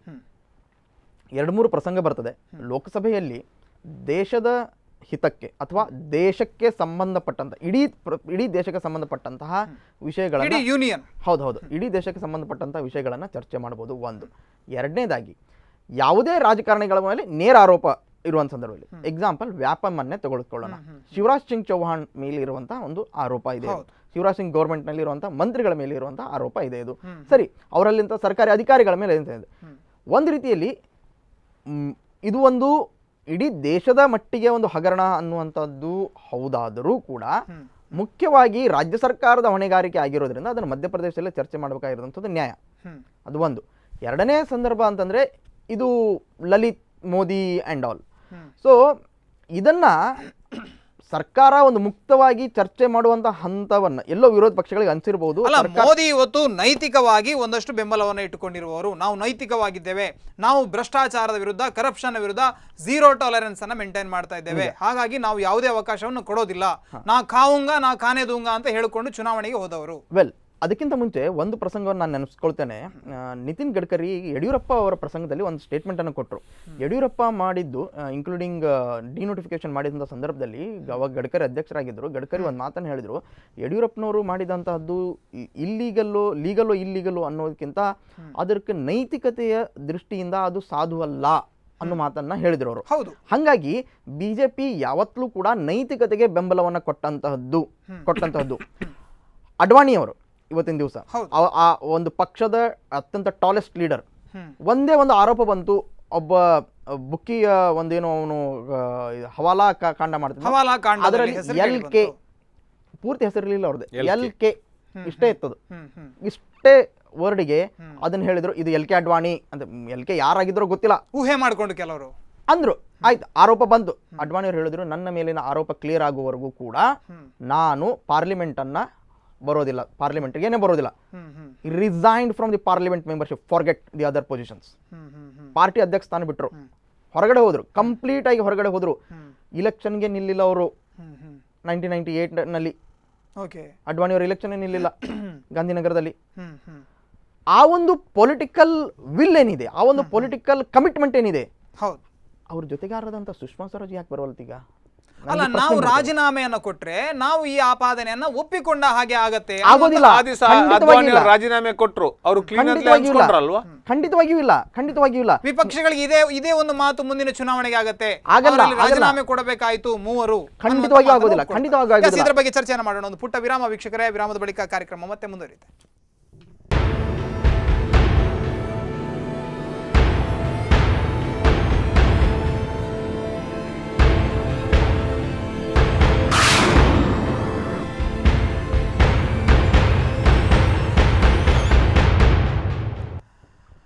ವಿರಾಮದ ಬಳಿಕ ಕರೆಂಟ್ ಅಫೈರ್ಸ್ ಕಾರ್ಯಕ್ರಮದಲ್ಲಿ ಮತ್ತೊಮ್ಮೆ ಸ್ವಾಗತ. ಸಂಸತ್ನಲ್ಲಿ ಇವತ್ತು ನಡೆದಂತಹ ಕೋಲಾಹಲ ಏನು ಕೇಳಿದ್ರೆ, ಕಾಂಗ್ರೆಸ್ಸಿನಲ್ಲಿ ಇರೋದೇ 44 ಜನ, ಅದರಲ್ಲಿ 27 ಜನರನ್ನ 5 ದಿನ ಇನ್ನು ಸಂಸತ್ಗೆ ಬರಬೇಡಿ, ಇಲ್ಲಿ ಗಲಾಟೆ ಮಾಡ್ತೀರಿ ನೀವು, ಏನು ಕಾರ್ಡ್ ಬೋರ್ಡ್ಗಳಿರ್ಬೋದು ಅಥವಾ ಪ್ಲೇ ಕಾರ್ಡ್ಗಳಿರ್ಬೋದು ಅಥವಾ ಕೈಗೆ ಕಪ್ಪು ಪಟ್ಟಿಯನ್ನು ಕಟ್ಟಿಕೊಂಡು ಬಂದು ಸಂಸತ್ತಿನಲ್ಲಿ ಕಲಾಪಕ್ಕೆ ಅಡ್ಡಿ ಮಾಡ್ತಾ ಇದ್ದೀರಿ ಅನ್ನುವ ಕಾರಣವನ್ನು ಕೊಟ್ಟು ಅವರನ್ನು ಬರಬೇಡಿ ಅನ್ನುವಂಥ ಆದೇಶವನ್ನು ಸ್ಪೀಕರ್ ಸುಮಿತ್ರಾ ಮಹಾಜನ್ ಅವರು ಹೊರಡಿಸಿರುವಂಥದ್ದು. ಇದರ ವಿರುದ್ಧ ಎಲ್ಲ ವಿಪಕ್ಷಗಳು ಕೂಡ ಒಂದಾಗಿದ್ದಾವೆ. ಎಲ್ಲೋ ಒಂದು ಕಡೆಯಲ್ಲಿ ನಮ್ಮ ಹೋರಾಟದ ಅಥವಾ ಪ್ರತಿಭಟನೆಯ ಹಕ್ಕನ್ನೇ ಕಸಿದುಕೊಳ್ಳುವ ಪ್ರಯತ್ನ ನಡೀತಾ ಇದೆ, ಈ ದೇಶದಲ್ಲಿ ಸರ್ವಾಧಿಕಾರ ನಡೀತಾ ಇದೆಯಾ ಅನ್ನುವ ರೀತಿಯಲ್ಲಿ ಹೇಳಿಕೆಯನ್ನು ಕೂಡ ಕೊಟ್ಟಿದ್ದಾರೆ. ಇದರ ಬಗ್ಗೆ ಚರ್ಚೆಯನ್ನು ಮಾಡ್ತಾ ಇದ್ದೆ. ಕಿಶನ್ ಹೆಗಡೆ ಕೊಲ್ಕೆಬೈಲ್ ಅವರನ್ನು ಕೇಳಬೇಕು ನಾನು. ಈ ಒಂದು ಘಟನೆಯಲ್ಲಿ 3 ಜನ, ಏನು ಶಿವರಾಜ್ ಸಿಂಗ್ ಚೌಹಾಣ್ ಇರ್ಬೋದು ಅಥವಾ ಸುಷ್ಮಾ ಸ್ವರಾಜ್ ಇರ್ಬೋದು, ವಸುಂಧರಾ ರಾಜೆ, 3 ಕೂಡ ರಾಜೀನಾಮೆ ಕೊಡಬೇಕು ಅಂತ ನೀವು ವಾದ ಮಾಡ್ತಾ ಇದ್ದೀರಿ. ಖಂಡಿತ ವಾದ ಮಾಡಿದ ಪಕ್ಷದಲ್ಲಿ ಈಗ ಅವರು ರಾಜೀನಾಮೆ ಕೊಟ್ಟರು ಅಂತ ಆದರೆ ಅವರ ಅಪರಾಧವನ್ನು ಅವರು ಒಪ್ಪಿಕೊಂಡಾಗೆ ಯಾಕೆ ಆಗುತ್ತೆ. ಒಪ್ಕೊಂಡಾಗ್ತದೆ? ಈಗಾಗಲೇ ಇವರು ಶಿರಾಜ್ಗುಡಿ ಅವರು ಹೇಳಿದ ಹಾಗೆ LK ಅದ್ವಾನಿ ಅವರು ರಾಜೀನಾಮೆ ಕೊಟ್ಟರು, ಅಪರಾಧ ಆರೋಪನ ಒಪ್ಕೊಂಡಾಗಾಯ್ತಾ? ಅವರು ಮತ್ತಷ್ಟು ದೊಡ್ಡದಾಗಿ ಬೆಳೆದ್ರು ಅದರ ಮೇಲೆ. ರಾಜೀನಾಮೆ ಕೊಟ್ಟದ್ರಿಂದ ಯಾರು ಅವರು ಆಪಾದಿತರು ಅಂತ ಅನ್ಸ್ಕೊಂಡು ರಾಜೀನಾಮೆ ಕೊಡ್ತಕ್ಕಂಥ UPA ಸರ್ಕಾರದಲ್ಲಿ ನಡೆದಂತ ಎಲ್ಲಾ ಸ್ಕ್ಯಾಮ್ಗಳಲ್ಲಿ ಕೂಡ ಅವರಾಗಿ ಹೋಗಿ ರಾಜೀನಾಮೆ ಪತ್ರವನ್ನು ತಗೊಳ್ಳಿ ಅಂತ ಕೊಟ್ಟವರು ಯಾರು ಇಲ್ಲ. ಸರ್ಕಾರ ಅಲ್ಲ ಅಂತ ಹೇಳಿರ್ಬೋದು, ಗಲಾಟೆಗಳಾಗಿರ್ಬೋದು, ಅದೇ ಜನರ ಮಂತ್ರಿಗಳಾಗಿದ್ದವರನ್ನೇ ನಡೆದ ನಂತರ ಕೊಟ್ಟಿದಾರಲ್ಲ. ಹೌದಾದ್ರೆ ಕೊಟ್ಟಿದಾರಲ್ಲ, ಕೊಟ್ಟು ಕೇಸ್ ಫೇಸ್ ಮಾಡ್ತಾ ಇದ್ದಾರಲ್ಲ, ಏನ್ ಬಿಟ್ಟಿಲ್ಲಲ್ಲ. ಸರ್ಕಾರದಲ್ಲಿ ಮಂತ್ರಿ ಆಗಿದ್ದಾರೆ ಅಂತಕ್ಕಂಥದ ಮೇಲೆ ಅವ್ರ ಮೇಲೆ ಏನು ಚಾರ್ಜ್ ಶೀಟ್ ಹಾಕದೆ ಬಿಟ್ಟದ್ದಿಲ್ಲ. ಅವ್ರ ಮೇಲೆ ಪ್ರಧಾನಮಂತ್ರಿಗಳ ಹೆಸರು ಕೇಳಿ ಬಂತು, ಎಲ್ಲಿ ಕೊಟ್ಟು ಪ್ರಧಾನಮಂತ್ರಿಗಳು ಎಲ್ಲಿ ಕೇಳಿ ಬಂತು ಅಂತ ಮೋದಿ ಅವರ ಮೇಲೂ ಕೇಳಿ ಬಂತು, ಎಲ್ಲಿ ಕೊಡ್ತಾ ಇದ್ದಾರೆ, ಎಲ್ಲಿ ಕೇಳ್ತಾ ಇದ್ದಾರೆ? ಇವತ್ತು ಮೋದಿ ಅವರ ಮೇಲೆ ಆಪಾದನೆಗಳ ಬಗ್ಗೆ ಇವರು ಶೀಲ್ಡ್ ಮಾಡ್ತಾ ಇದ್ದಾರೆ ಅಂತಕ್ಕಂಥ ಆಪಾದನೆಗಳು ಕೇಳಿ ಬರ್ತದೆ. ಸಿಬಿಐ ಮುಖ್ಯಸ್ಥರಾದಂತ ರಂಜಿತ್ ಸಿಂಗ್ ಅವರು ಹೇಳ್ತಾ ಇದ್ದಾರೆ, ಇದು ಪ್ರಧಾನಮಂತ್ರಿ ಕಾರ್ಯಾಲಯದಲ್ಲಿ ತಿದ್ದಿ ತಂದಿರುವಂತದ್ದು ಅನ್ನುವಂತ ಹೇಳಿಕೆಗಳಿಗೆ ಬೇರೆ, ಅದಕ್ಕೆ ಆಧಾರಗಳು ಬೇಕು, ಡಾಕ್ಯುಮೆಂಟಲ್ ಎವಿಡೆನ್ಸಸ್ಗಳು ಬೇಕು. ಆ ಡಾಕ್ಯುಮೆಂಟಲ್ ಎವಿಡೆನ್ಸ್ಗಳು ಈ 3 ಜನರ ಮೇಲೆ ವಿರುದ್ಧ ಇದೆ. 3 ಜನರ ಮೇಲೆ ನಾನೇನೋ ಯಾರ ಮೇಲೋ ಕಮೆಂಟ್ ಮಾಡ್ಬೋದು, ಕಮೆಂಟ್ ಮಾಡ್ಲಿಕ್ಕೆ ನನ್ನ ಹತ್ರ ಏನಿದೆ? ಅಲ್ಲ, ಸುಷ್ಮಾ ಸ್ವರಾಜ್ ಹೇಳ್ತಾ ಇದಾರಲ್ಲ, ನಾನು ಮಾಡಿದ್ರು ಕೂಡ ಅದು ಮಾನವೀಯತೆಯ ಆಧಾರದಲ್ಲಿ ಮಾನವೀಯ ಮೌಲ್ಯಗಳನ್ನು ಇಟ್ಟುಕೊಂಡು ಮಾಡಿರಬಹುದು. ಎಲ್ಲದಕ್ಕೂ ಒಂದು ಕೊಲೆ ಮಾಡಿಕೊಂಡು ನನಗೆ ಅನಿವಾರ್ಯವಾಗಿತ್ತು ಕೊಲೆ ಮಾಡಿದ ಅಂತ ಹೇಳಿದ್ರು ಆತನ ಮೇಲೆ FIR ಆಗಲೇಬೇಕು, 302 ಕೇಸ್ ಬುಕ್ ಆಗಲೇಬೇಕು, ಆತ ವಿಚಾರಣೆಗಳನ್ನ ಎದುರಿಸಲೇಬೇಕು. ಹೇಳಿದ್ರು ರಾಹುಲ್ ಗಾಂಧಿ ಅವರು ಇದೇ ರೀತಿಯ ಸಂಕಷ್ಟದಲ್ಲಿ ಸಿಲುಕಿದ್ದಾಗ ವಾಜಪೇಯಿ ಸರ್ಕಾರ ಅವರಿಗೆ ಒಂದು ಸಹಾಯವನ್ನ ಮಾಡಿ. ನಾನು ಆಗ್ಲೇ ಹೇಳಿದೆ, ಬಾಯಲ್ಲಿ ಹೇಳುವುದಕ್ಕೂ ಅಲ್ಲ, ಅದು ಆ ರೀತಿಯಾದಂಥ ಪೊಲಿಟಿಕಲ್ ಅಂಡರ್ಸ್ಟ್ಯಾಂಡಿಂಗ್ಗಳು ನಡೆಯುವಂಥದ್ದು ಸಹಜ. ಸುಬ್ರಹ್ಮಣ್ಯಂ ಸ್ವಾಮಿ ಹೇಳಿಕೆಯನ್ನು ನಾನೇನು ನಿರಾಕರಿಸ್ತಾ ಇಲ್ಲ, because these are all of the record stories. ಎಲ್ಲ ದಿಲ್ಲಿ ಎಲ್ಲ ಸರ್ಕಲ್ಗಳಲ್ಲಿ ಈ ರೀತಿಯಾದಂಥ ಸಾಕಷ್ಟು ಸ್ಟೋರಿಗಳಿದೆ. ನಾನು ಈ ಹೆಸರು ಹೇಳೋದಲ್ಲ, BJP ಒಬ್ಬ ಹಿರಿಯ ನಾಯಕರಿಗೂ ಕೂಡ ಇದೇ ರೀತಿಯಾದಂಥ ಪ್ರತಿ ಸಹಾಯವನ್ನು ಕೂಡ ಸೋನಿಯಾ ಗಾಂಧಿ ಸಂದರ್ಭದಲ್ಲಿ ಮಾಡಿದ್ದಾರೆ. ಸೊ ಇದೇನು ಒಂದು ಗಿವ್ ಅಂಡ್ ಟೇಕ್ ಕೊಡುಕೊಳ್ಳುವಿಕೆಗಳು ನಡೀತಾ ಇರುತ್ತೆ. ಇದು it's very politically very common, it's very common. So ಆ ರೀತಿಯಾದಂಥ ಸಾಕಷ್ಟು ಘಟನೆಗಳು ಆ ರೀತಿಯ ಸಾಕಷ್ಟು ಘಟನೆಗಳು ನಡೀತಾ ಇದ್ರೆ ಇವತ್ತು ಸುಷ್ಮಾ ಸ್ವರಾಜ್ ವಿಚಾರವನ್ನ ಯಾವುದೇ ಇಶ್ಯೂಸ್ಗಳು ಇಲ್ಲದ ಪಕ್ಷದಲ್ಲಿ ಈ ಸರ್ಕಾರ ಅಥವಾ ವಿಪಕ್ಷಗಳು ಎತ್ತಿಕೊಂಡಿದೆ. ಇಶ್ಯೂ ಇದ್ದ ಇಶ್ಯೂವನ್ನು ಎತ್ತುಕೊಂಡಿದೆ, ಇಶ್ಯೂ ಇಲ್ಲದ್ದಲ್ಲ, ಬೇರೆ ಏನೂ ಸಿಗ್ತಾ ಇಲ್ಲ. ಖಂಡಿತ ಅಲ್ಲ, ಇದು ಜ್ವಲಂತ ಸಮಸ್ಯೆ. ಇಂಥ ಕಳಂಕಿತರು ಇಲ್ಲಿ ಇದ್ಕೊಂಡು ದೇಶಕ್ಕೆಲ್ಲ ಬುದ್ಧಿ ಹೇಳಿದಂಥ ಪ್ರಧಾನಿಗಳ ಕ್ಯಾಬಿನೆಟ್ ಅಲ್ಲಿ ಇದ್ಕೊಂಡು ಮಾಡ್ತಕ್ಕಂಥ ಕೆಲಸ ಇದೆ. ಅದನ್ನು ದೇಶಕ್ಕೆ ಇಡಬೇಕಾದ ಅನಿವಾರ್ಯತೆ ಕಾಂಗ್ರೆಸ್ ಪಕ್ಷಕ್ಕಿದೆ. ಕಪೋಕಲ್ಪಿತ ಕಥೆಗಳನ್ನ ಹೇಳ್ತಾ ಇಲ್ಲ, ಎಲ್ಲ ದಾಖಲಾತಿಗಳನ್ನ ಇಟ್ಕೊಂಡು ಹೇಳ್ತಾ ಇದೆ. ರಾಜೀನಾಮೆ ಕೊಡಿ ಅಂತ ಹೇಳ್ಕೊಂಡು ಸುಮ್ಮನೆ ಕೂಗ್ತಕ್ಕಂಥ ಕೆಲಸವನ್ನು ಕಾಂಗ್ರೆಸ್ ಪಕ್ಷ ಮಾಡ್ತಾ ಇಲ್ಲ, ದಾಖಲೆಗಳನ್ನ ಇಟ್ಕೊಂಡು ಕೇಳ್ತಾ ಇದೆ. ತಪ್ಪೇನಿದೆ ಸ್ವಾಮಿ? ಹಾಗಾದ್ರೆ ಏನು ಇವ್ರು ಮಾಡಿದ್ನೆಲ್ಲ ಒಪ್ಕೊಂಡು ಕೂತ್ಕೊಳ್ಬೇಕು? ಎಸ್, ಈ 3 ಆಪಾದನೆಗಳೇನಿದೆ, ವ್ಯಾಪಂ ಇರ್ಬೋದು ಅಥವಾ ಏನು ಈ ಒಂದು ಲಲಿತ್ ಮೋದಿಗೆ ಸಹಾಯ ಮಾಡಿರುವಂತಹ ವಿಚಾರ ಇರ್ಬೋದು ಅಥವಾ ವಸುಂಧರಾ ರಾಜೆ ಅವರ ಹೆಸರು ಕೂಡ ಅದರಲ್ಲೇ ಕೇಳಿ ಬರ್ತಾ ಇದೆ. ಈ 3 ಆಪಾದನೆಗಳಲ್ಲಿ ಸತ್ಯಾಂಶ ಇದೆ ಅಂತ ಅನಿಸ್ತಾ ಇದೆಯಾ? ಸತ್ಯಾಂಶ ಇದೆ ಅನ್ನುವಂಥದ್ದು ಅದು ಎರಡನೇ, ಅದಕ್ಕೆ ಓನ್ಲಿ ವಿಚಾರಣೆಗಳ ಆದ ಮೇಲೆನೆ ಹೇಳ್ಬೋದು. ಯಾರ ಮೇಲೆ ಆಪಾದನೆಯನ್ನ ಮಾಡಿದ್ರು ಕೂಡ ಎಲ್ಲರೂ ರಾಜೀನಾಮೆ ಕೊಟ್ಟು ಹೋಗ್ಬೇಕು ಇಲ್ಲ, ಆ ರೀತಿಯಾದಂಥ ಪ್ರಸಂಗ ಅಲ್ಲ. ಆದರೆ ಕೆಲವೊಂದು ತಥ್ಯಾತಥ್ಯಗಳನ್ನು ನಾವು ನೋಡಿದಾಗ, ಪರಾಮರ್ಶಿಸಿ ನೋಡುವಂಥ ಸಂದರ್ಭದಲ್ಲಿ ಕೆಲವೊಂದು ಒಬ್ಬ ಸಾರ್ವಜನಿಕ ಜೀವನದಲ್ಲಿ ಒಬ್ಬ ವ್ಯಕ್ತಿ ಏನಿರ್ತಾನೋ ಅವನು ಯಾವತ್ತೂ ಕೂಡ ನ್ಯಾಯದ ಪರವಾಗಿ ಇರಬೇಕು ಮತ್ತು ಯಾವುದೇ ಸಂದರ್ಭದಲ್ಲಿಯೂ ಕೂಡ ಆತ ಭಾರತದ ಕಾನೂನು ಚೌಕಟ್ಟನ್ನು ಮೀರಿ ಹೋಗಬಾರದು ಅನ್ನುವಂಥದ್ದು ಇರ್ತದೆ. ಅದು ಎರಡು. ಇನ್ನೊಂದು ಪ್ರಸಂಗ ಅಂದರೆ ಇಲ್ಲಿರುವಂತಹ ಲಲಿತ್ ಮೋದಿ ಪ್ರಸಂಗದಲ್ಲಿ ಲಲಿತ್ ಮೋದಿ ಭಾರತದಲ್ಲಿ ಒಂದು ವಿಚಾರಣೆಯನ್ನು ತಪ್ಪಿಸ್ಕೊಳ್ತಾ ಇದ್ದಾನೆ ಅನ್ನುವಂಥದ್ದು ಸಾಕಷ್ಟು ಜನರಿಗೆ ಗೊತ್ತಿತ್ತು. ಆದಾಗ್ಯೂ ಕೂಡ ಅವರು ಹೊರಗಡೆ ಹೋಗುವಂಥ ಪ್ರಸಂಗ ಮಾಡಿದ್ದು. ಇಲ್ಲಿ ಪ್ರಸಂಗ ಬರುವಂತಹದ್ದು ಸುಷ್ಮಾ ಸ್ವರಾಜ್ ಯಾರಿಗೋ ಒಬ್ಬರಿಗೆ ವೈಯಕ್ತಿಕವಾಗಿ ಅವರ ಒಂದು ಮಾನವೀಯ ದೃಷ್ಟಿಯಿಂದ ಸಹಾಯ ಮಾಡಿದ್ದರೆ ಅದು ಬೇರೆ ವಿಚಾರ, ಇಲ್ಲಿ ಅವ್ರ ಮಗಳು ಅವರ ಲಲಿತ್ ಮೋದಿಯ ಒಬ್ಬ ಲೀಗಲ್ ಅಡ್ವೈಸರ್ ಆಗ್ತಾರೆ, ಅವ್ರಿಗೆ ಆದಂಥ ಸಹಾಯಗಳನ್ನ ಮಾಡ್ತಾರೆ, ಅವರೇ ಡ್ರಾಫ್ಟ್ ಮಾಡ್ತಾರೆ. ಸೊ ನೀವು ಕೇಳ್ಬೋದು ದುಷ್ಯಂತನ ಸಂಬಂಧ ಅಲ್ಲಿ ಬರ್ತದೆ, ಅವ್ರದೇ ಆದಂತಹ ಫ್ಯಾಮಿಲಿ ಹೌದು ಅಲ್ಲೇ ಬರ್ತದೆ ಎಲ್ಲ.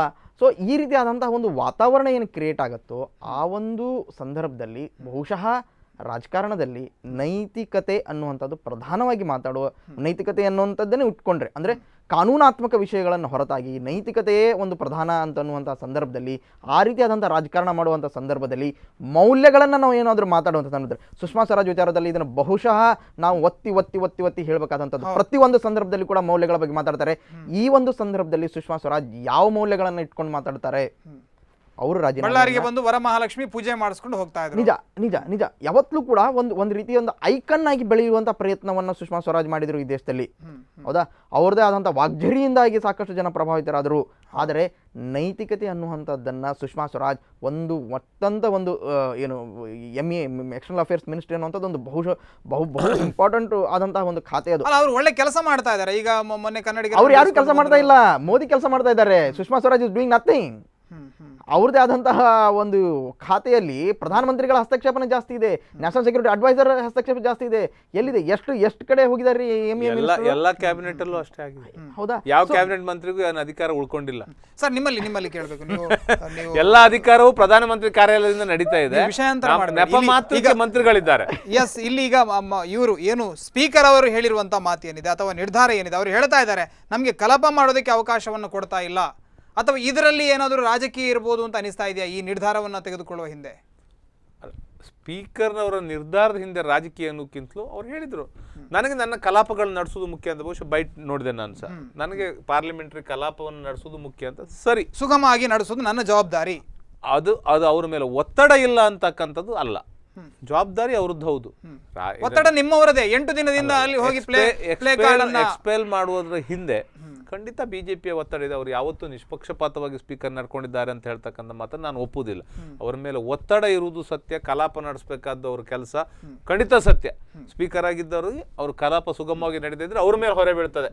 ಅವರು ಕರ್ನಾಟಕದಲ್ಲಿ ಮೊನ್ನೆ ಗೋ ಮಧುಸೂದನ್ ಅವ್ರು ಹೇಳಿದ್ರು ಕಾಂಗ್ರೆಸ್ಸಿಗೆ ವಿರೋಧ ಪಕ್ಷದ ಸ್ಥಾನನೂ ಇಲ್ಲ, ಅವ್ರು ಯಾವ ರೀತಿ ಪ್ರತಿಭಟನೆ ಮಾಡ್ತಾ ಇದ್ದಾರೆ ಅನ್ನುವ ಮಾತನ್ನು ಹೇಳಿದ್ರು ಅವರು. ನಾನು ಒಂದು ಇದನ್ನ ಮಾಡ್ತೇನೆ, ಇಂಟರ್ವೆನ್ಷನ್ ಮಾಡ್ತೇನೆ ಈ ಸಂದರ್ಭದಲ್ಲಿ. ಗೋಮಧುಸೂದನ್ ಅವ್ರ ಹೇಳಿಕೆ ಯಾವ ಸಂದರ್ಭದಲ್ಲಿ ಕೊಟ್ಟರೋ ಗೊತ್ತಿಲ್ಲ, ಆದರೆ ಬಿಜೆಪಿ ಕೂಡ 3 ಸದಸ್ಯರನ್ನ ಇಟ್ಕೊಂಡು ಡೆಲ್ಲಿ ಅಸೆಂಬ್ಲಿನಲ್ಲಿ ಅಪೋಸಿಷನ್ ಪಾರ್ಟಿಯನ್ನ ಬೇಡ್ಕೊಂಡು ತಗೊಂತು. ಆಯ್ತಾ, ಸೊ ಬಿಜೆಪಿ ಕೂಡ ಇಂಟ್ರೋಸ್ಪೆಕ್ಟ್ ಮಾಡ್ಬೇಕು. ಅಕಸ್ಮಾತ್ ಇವ್ರೇನಾದ್ರೂ ಕಾಂಗ್ರೆಸ್ಗೆ ಇಲ್ಲಿ ಲೋಕಸಭೆಯಲ್ಲಿ ಕೊಟ್ಟಂತಹದ್ದನ್ನೇ 2 ಸ್ಟಿಕ್ ಅನ್ನ ತಮಗೂ ಅಪ್ಲೈ ಮಾಡ್ಕೊಂಡಿದ್ರೆ ಬಹುಶಃ ಇವರೇ ಹೋಗಿ ಅಪೋಸಿಷನ್ ಪಾರ್ಟಿ ಸ್ಟೇಟಸ್ ಅನ್ನು ಕೇಳ್ತಾ ಇರಲಿಲ್ಲ. ಅಲ್ಲಿ 3 ಜನರಿದ್ದಾಗ ಯಾಕೆ ಇರಬೇಕು ಅಪೋಸಿಷನ್ ಪಾರ್ಟಿ ಇವ್ರಿಗೆ? ಯಾವುದೇ ರೀತಿಯಿಂದ ಪ್ರತಿಭಟನೆ ಮಾಡಿದ್ರು ಏನೂ ಆಗ್ತಿರ್ಲಿಲ್ಲ.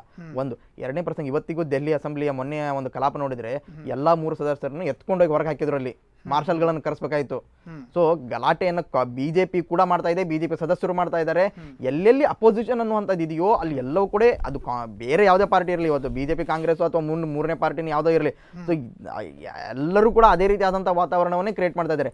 ಎಂಟೈರ್ ಪಾರ್ಲಿಮೆಂಟ್ ಇಲ್ಲಿ ನಾವು ಜನರಾಗಿ, ನಾನೊಬ್ಬ ಸಾಮಾನ್ಯ ನಾಗರಿಕನಾಗಿ ಚಿಂತನೆ ಮಾಡಬೇಕು. ಇವರ ಈ ರಾಜಕೀಯ ಕಚ್ಚಾಟದಲ್ಲಿ ಅವ ಎತ್ತು ಏರಿಗೆ ಎಳೆಯತೆ, ಇನ್ನೊಂದು ನೀರಿಗೆ ಎಳೆಯತೆ. ಇಲ್ಲಿ ನಾವು ಜನಸಾಮಾನ್ಯರು ನಮ್ಮ ತೆರಿಗೆ ಹಣವನ್ನ ಕಟ್ಟಿ ಅವರಿಗೆ ಸಂಬಳವನ್ನು ಕೊಡ್ತಾ ಇದ್ದೇವೆ. ಅವರ ಪಾರ್ಲಿಮೆಂಟ್ನ ಕ್ಯಾಂಟೀನ್ನಲ್ಲಿ ತಿನ್ನುವಂಥ ಅನ್ನ ಏನಿದೆ ಅದು ಈ ದೇಶದ ಜನರಿಗೂ ಕೂಡ ಸಿಗೋದಿಲ್ಲ ಅಷ್ಟು ಕಡಿಮೆ ರೇಟಲ್ಲಿ. ಹಾಗಾದ್ರೆ ಇವರು ಇಷ್ಟೊಂದು ಸರ್ಕಾರದ ಸವಲತ್ತುಗಳನ್ನು ಕೇವಲ ಈ ರೀತಿಯ ಗಲಾಟೆ ಗದ್ದಲಗಳಿಗೆ ಹಾಳು ಮಾಡ್ತಾ ಇದ್ದಾರೆ. ಇದರ ಬಗ್ಗೆ ಪ್ರಶ್ನೆ ಮಾಡಬೇಕಲ್ವ ನಾವು? ಗಲಾಟೆ ಗದ್ದಲಗಳಂತ ಹೇಳುವಂತಕ್ಕಿಂತ ಹೆಚ್ಚು ಇದು ಆಡಳಿತ ಪಕ್ಷ ಮತ್ತು ವಿರೋಧ ಪಕ್ಷ ಇಬ್ಬರು ಕೂಡ ಇದಕ್ಕೆ ಹೊಣೆಗಾರರು. ನಾನು ಹೇಳ್ತಾ ಇದ್ದೇನೆ, ಒಂದು ಬರ್ನಿಂಗ್ ಇಶ್ಯೂವನ್ನು ಹಿಡ್ಕೊಂಡು ಇವತ್ತು ನಡೀತಾ ಇದೆ. ಪಾರ್ಲಿಮೆಂಟ್ನ ಬಹಿಷ್ಕಾರ ಇರ್ಬೋದು, ಹೊರಗಾಕಿದಿರ್ಬೋದು, ಯಾವುದೇ ಇರ್ಬೋದು, ಈ ವ್ಯವಸ್ಥೆಯಲ್ಲಿ ಅದು ನಡೀತಾ ಇದೆ. ಸಾರ್ವಜನಿಕ ಯಾಕೆ ಅದು ಒಂದು ಪಾರ್ಟ್. ಕಾಂಗ್ರೆಸ್ ಅನ್ಯಾಯವನ್ನು ಮಾಡಿದರೆ ಅದು ರೈಟ್ ಪ್ಲಾಟ್ಫಾರ್ಮ್ ಅಲ್ಲಿ ಜನರಿಗೆ ತಿಳಿಸ್ತಕ್ಕಂಥ ವ್ಯವಸ್ಥೆಯನ್ನು ಕಾಂಗ್ರೆಸ್ ಪಕ್ಷ ಮಾಡ್ತಾ ಇದೆ. ಅದರ ಅರ್ಥ ಅದು ಯುಪಿಎ ಅವಧಿಯಲ್ಲಿ ನಡೆದಂತಹ ಹೋರಾಟಗಳು, ಆ ಚಳುವಳಿಗಳು ಇವತ್ತು ನಡೀತಾ ಇಲ್ಲ. ಇದು 3 ಜ್ವಲಂತ ಇಶ್ಯೂಸ್ಗಳಿದ್ರೆ UPA ಅವಧಿಯಲ್ಲಿ ಯಾಕೆ ನಡೀತಾ ಇಲ್ಲ ಅಂದ್ರೆ ಅದಕ್ಕೆ NDA ಪವರ್ನಲ್ಲಿದೆ. ಸೊ ಅವ್ರು ಹೆಂಗೆ ಬಂದು ಚಳವಳಿ ಮಾಡೋಕ್ಕಾಗತ್ತೆ? UPA ಯಾಕೆ ಚಳವಳಿ ಮಾಡ್ತಾ ಇಲ್ಲ ಅನ್ನೋದು ಜನಾಕ್ರೋಶ ಇಲ್ಲಿ ಕಾಣ್ತಾ ಇಲ್ಲ. ಜನ ಎಲ್ಲೂ ಹೇಳ್ತಾ ಇಲ್ಲ ಸುಷ್ಮಾ ಸ್ವರಾಜನ್ನ ಇಳಿಸಿ ಅಥವಾ ಸರ್ಕಾರದ ವಿರುದ್ಧ ಎಲ್ಲೂ ಕೂಡ ಪ್ರತಿಭಟನೆ ಯಾರಿಗೂ ನೇರವಾಗಿ ಅಫೆಕ್ಟ್ ಆಗೋದಲ್ಲ. ಕ್ರಿಕೆಟ್ ಯಾರು ಇವತ್ತು ನಾಳೆ ಕ್ರಿಕೆಟ್ ಬಂದ್ ಮಾಡಿ ಯಾರು ನೋಡ್ತಾರೆ? ಕಾಂಗ್ರೆಸ್ ಸದನದ ಒಳಗಡೆ ಮಾತ್ರ ಪ್ರತಿಭಟನೆ ಮಾಡ್ತಾ ಇದೆ, ಹೊರಗಡೆ ಮಾಡ್ತಾ ಇಲ್ಲ. ಅದು ಅವರ ಪಾರ್ಟಿಯ ವೈಯಕ್ತಿಕ ಪಾರ್ಟಿ ಡಿಸಿಷನ್. ಪಾರ್ಟಿ ಎಲ್ಲಿ ಪ್ರತಿಭಟನೆಗಳನ್ನ ಮಾಡ್ಬೇಕಂತಕ್ಕಂಥದ್ದು ಯಾವುದೇ ಇರಲಿ, ಅದು ಕಾಂಗ್ರೆಸ್, ಬಿಜೆಪಿ, XYZ ಯಾವುದೇ ಪಾರ್ಟಿ ಇರಲಿ, ಪಾರ್ಟಿ ಟೇಕ್ಸ್ ಅ ಡಿಸಿಷನ್. ಹೇಗೆ ಮಾಡಬೇಕು ಒಂದು ರಣತಂತ್ರನ ರೂಪಿಸುವ ರೀತಿಯಲ್ಲೇ ರಾಜಕೀಯ ರಣತಂತ್ರವಾಗಿ ರೂಪಿಸ್ತಾರೆ. ಅದು ನಂತರ ದಿನಗಳಲ್ಲಿ ಜಿಲ್ಲಾ ಕೇಂದ್ರಗಳಲ್ಲಿ ನಡೀಬಹುದು, ತಾಲೂಕು ಕೇಂದ್ರಗಳಲ್ಲಿ ಅಥವಾ ಗ್ರಾಮ ಕೇಂದ್ರಗಳಲ್ಲೂ ನಡೀಬಹುದು, ನಡೀತದೆ. ಬಟ್ ಪಾರ್ಲಿಮೆಂಟ್ ಸೆಷನ್ ನಡೆಯುವ ಸಂದರ್ಭದಲ್ಲಿ ಅಲ್ಲಿ ಅದನ್ನ ಪ್ರತಿಭಟನೆಗಳು ಮಾಡ್ತಾರೆ. ಅಂದ್ರೆ ಈಗ ಕಾಂಗ್ರೆಸ್ಸಿಗೆ ಇಷ್ಟೇ ಉದ್ದೇಶ, ಇಷ್ಟೇ, ಈ ಮೂವರು ರಾಜೀನಾಮೆ ಕೊಟ್ಟು ಹೋಗಬೇಕು, ಅಲ್ಲಿಗೆ ದೇಶ ಸರಿಯಾಗುತ್ತೆ. ದೇಶ ಸರಿಯಾಗ್ತದೆ ಅಂತೇಳಿ ಅಂತಕ್ಕ ಪ್ರಶ್ನೆ. ಇಷ್ಟೊಂದು ಯೋಜನೆಗಳು ಬಾಕಿ ಉಳಿದಿವೆ. ಅವ್ರು ಹೇಳ್ತಾ ಇದ್ದಾರೆ ನಮಗೆ ಭೂ ಮಸೂದೆಯನ್ನು ಮಂಡನೆ ಮಾಡಬೇಕು ಅಥವಾ ಇಲ್ಲ ಹಲವಾರು ವಿಚಾರಗಳಿವೆ, ಅದು ಯಾವುದಕ್ಕೂ ಅವಕಾಶವನ್ನು ಕೊಡ್ತಾ ಇಲ್ಲ. ಅಲ್ಲ, ಈಗ ಏನ್ ಕೇಳ್ತಾ ಇದ್ದಾರೆ, ಕಾಂಗ್ರೆಸ್ ಪಕ್ಷ ಏನು ಅಧಿಕಾರದಿಂದ ಕೆಳಗಿಳಿದು ಹೋಗಿ ಮೋದಿ ರಾಜೀನಾಮೆ ಕೊಡಿ ಅಂತ ಕೇಳ್ತಾ ಇಲ್ಲ. ನಿಮ್ಮಲ್ಲಿರ್ತಕ್ಕಂಥ ಭ್ರಷ್ಟರನ್ನ ತೆಗೀರಿ ಅಂತ ಹೇಳ್ತಕ್ಕಂಥದ್ದು. ಅದಕ್ಕೆ ಕ್ಲೀನ್ ಇಮೇಜ್ ಇಟ್ಕೊಂಡಕ್ಕಂಥ ಮೋದಿ, ನೀವು ಇಂಥವ್ರನ್ನ ಇಟ್ಕೊಂಡಿದ್ದೀರಲ್ಲ, ಇದು ಸರಿ ಅಂತ ಕೇಳ್ತಕ್ಕಂಥದ್ದೇ ಹೊರತು ನಿಮ್ಮ ಹತ್ರ ರಾಜೀನಾಮೆ ಕೊಡಿ ಅಥವಾ ಇನ್ನೊಂದು ಕೊಡಿ ಮತ್ತೊಂದು ಕೊಡಿ ದೇಶ ಬಿಟ್ಟು ಹೋಗಿ ಅಂತ ಯಾರು ಕೇಳ್ತಾ ಇಲ್ಲ. ಇನ್ನೊಂದು ವಿಚಾರ ಇದೆ. ಕೆಲವೊಂದು ಕಡೆಗಳಲ್ಲಿ ಪಕ್ಷದ ಒಬ್ಬ ವ್ಯಕ್ತಿಯ ಮೇಲೆ ಒಂದು ಆರೋಪ ಬಂದಾಗ ಆಂತರಿಕ ತನಿಖಾ ತಂಡ ಅಂತ ಮಾಡಿಕೊಂಡು ಅವರೇ ಒಂದಷ್ಟು ತನಿಖೆಯನ್ನು ಮಾಡೋದು ಅಥವಾ ಇನ್ನಿತರ ಸ್ವತಂತ್ರ ತನಿಖಾ ತಂಡಗಳಿಗೆ ಕೊಡುವಂತ ಕೆಲಸಗಳಾಗತ್ತೆ. ಇಲ್ಲಿ ಅದು ಯಾವುದು ನಡೆಯಲ್ಲ. ಶ್ರೀಕಾಂತ್, ಒಂದು ಪಾಯಿಂಟ್, ಆಂತರಿಕ ತನಿಖಾ ತಂಡ ಅಂತ ನೀವೇನು ಹೇಳಿದ್ರು, ಬಹುಶಃ ಅದ ರೀಸೆಂಟ್ ಆಗಿ ಆಮ್ ಆದ್ಮಿ ಪಾರ್ಟಿ ಅದನ್ನೇನೊಂದು ವರ್ಡ್ ಅನ್ನು ಕಾಯಿನ್ ಮಾಡ್ತು, ಇಂಟರ್ನಲ್ ಲೋಕ್ಪಾಲ್ ಸಿಸ್ಟಮ್ ಅನ್ನ. ಅವ್ರದ್ದು ಕೂಡ ಅಲ್ಲೂ ಫೇಲ್ ಆಗಿದೆ. ಅದು ಅದಂತ ಆಂತರಿಕ ಆದಂತ ಯಾವುದೂ ಇಲ್ಲಿವರೆಗೆ ಕಂಡು ಬಂದಿಲ್ಲ. ಕೆಲವೊಂದು ಪ್ರಸಂಗಗಳಲ್ಲಿ ಕಂಡು ಬಂದಿದೆ.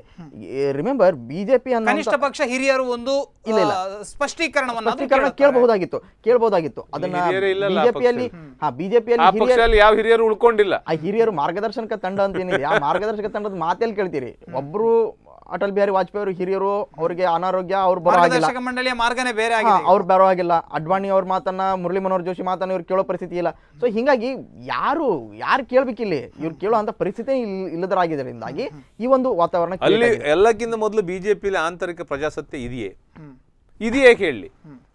ಮಾತಾಡ್ತಕ್ಕಂಥ ಅಧಿಕಾರ ಅವರ ಮಂತ್ರಿಗಳಿಗಲ್ಲ, ಇದು MP ಗಳಿಗಲ್ಲ, ಮಂತ್ರಿಗಳಿಗಿಲ್ಲ. ಅವ್ರು ಮಾತಾಡ್ತಕ್ಕಂಥ ಪ್ರೆಸ್ ನೋಟನ್ನು ಮೊದಲನೇ ದಿನ ಪ್ರೈಮ್ ಮಿನಿಸ್ಟರ್ ಓಕೆ ಮಾಡಿದ್ಮೇಲೆ ಅವ್ರು ಪ್ರೆಸ್ಸಿಗೆ ಹೋಗ್ಬೇಕು. ಪ್ರೆಸ್ಸಿಗೆ ಹೋಗ್ಲಿಕ್ಕಿಲ್ಲ ಅಂತಕ್ಕಂಥ ಮಾತು ಬಂತು. ಅದು ಕಲ್ತ್ಕೊಂಡಿದ್ದಾರೆ ಅಂತ ಕಾಣುತ್ತೆ. ಅದು ಹೇಳಿದಂತವ್ರು ಒಬ್ಬ ಬಹುಶಃ ಈ ದೇಶ ದುರಂತ. ಒಬ್ಬ ಕ್ಯಾಬಿನೆಟ್ ಮಂತ್ರಿಗಳಿಗೆ ಪ್ರೆಸ್ ಮೀಟ್ ಮಾಡ್ಲಿಕ್ಕಿಲ್ಲ, ಅದನ್ನ ಪ್ರೀವಿಯಸ್ ಆಗಿ ಪಾರ್ಲಿಮೆಂಟ್ ಇಂದ PMO ಇಂದ ಪರ್ಮಿಷನ್ ತಗೊಳ್ಬೇಕಂತ ಆದೇಶ ಹೊರಡಿಸಿದಂತ ದುರಂತ ಇದ್ರೆ, ಅದು ಆದದಿದ್ರೆ ಅದು ಬಿಜೆಪಿ ಪಕ್ಷ ಅದಕ್ಕೆ ಜವಾಬ್ದಾರು. ಇದು ಪ್ರಜಾಸತ್ತೆಯ ಕೊಲೆ. ಇದು ಆದ್ರೂ ಬಹುಶಃ ಶೇಮ್ಲೆಸ್ಲಿ ಮಂತ್ರಿಗಳೆಲ್ಲ ಆಕ್ಟ್ ಮಾಡ್ತಾ ಇದ್ದಾರೆ. ಇಂಥ ಪರಿಸ್ಥಿತಿಗಳನ್ನ ಅವ್ರು ಎದುರಾಯಿಸ್ತಾ ಇದ್ದಾರೆ. ಏನ್ ಹೇಳ್ತೀರಿ ಇವ್ರು ಇದಕ್ಕೆ? ಅಂದ್ರೆ ಕಲಾಪ ಭಂಗ ಮಾಡಿದ್ರ ಬಗ್ಗೆ ನಿಮ್ಮಲ್ಲಿ ಎಳ್ಳಷ್ಟು ಕೂಡ ಖಂಡಿತ ಕಲಾಪ ಭಂಗ ಅಲ್ಲ, ದೇಶದ ಜನರೆದುರು ಬಿಜೆಪಿ ಭ್ರಷ್ಟಾಚಾರವನ್ನು ಎಳೆಯಾಗಿ ಬಿಚ್ಚಿಟ್ಟಿದ್ದೇವೆ ಅಂತಕ್ಕಂಥ ತೃಪ್ತಿ ಕಾಂಗ್ರೆಸ್ ಪಕ್ಷಕ್ಕಿದೆ. ಅವ್ರು ಎದೆ ತಟ್ಕೊಂಡು ಏನ್ ಹೇಳ್ತಾ ಇದ್ರು, ಝೀರೋ ಟಾಲರೆನ್ಸಿ ಅಂತ ನೀವು ಹೇಳಿದ್ರಿ. ಬಹುಶಃ ಆ ಶಬ್ದ ಇನ್ನು ದಯವಿಟ್ಟು ಬಿಜೆಪಿ ಪಕ್ಷದ ಯಾರು ಅದನ್ನು ಹೇಳದೆ. ಇದರ ಬಗ್ಗೆ ಇನ್ನಷ್ಟು ಚರ್ಚೆ ಮಾಡೋಣ. ಪುಟ್ಟ ವಿರಾಮದ ಬಳಿಕ ಕಾರ್ಯಕ್ರಮ ಮತ್ತೆ ಮುಂದುವರಿಯುತ್ತೆ.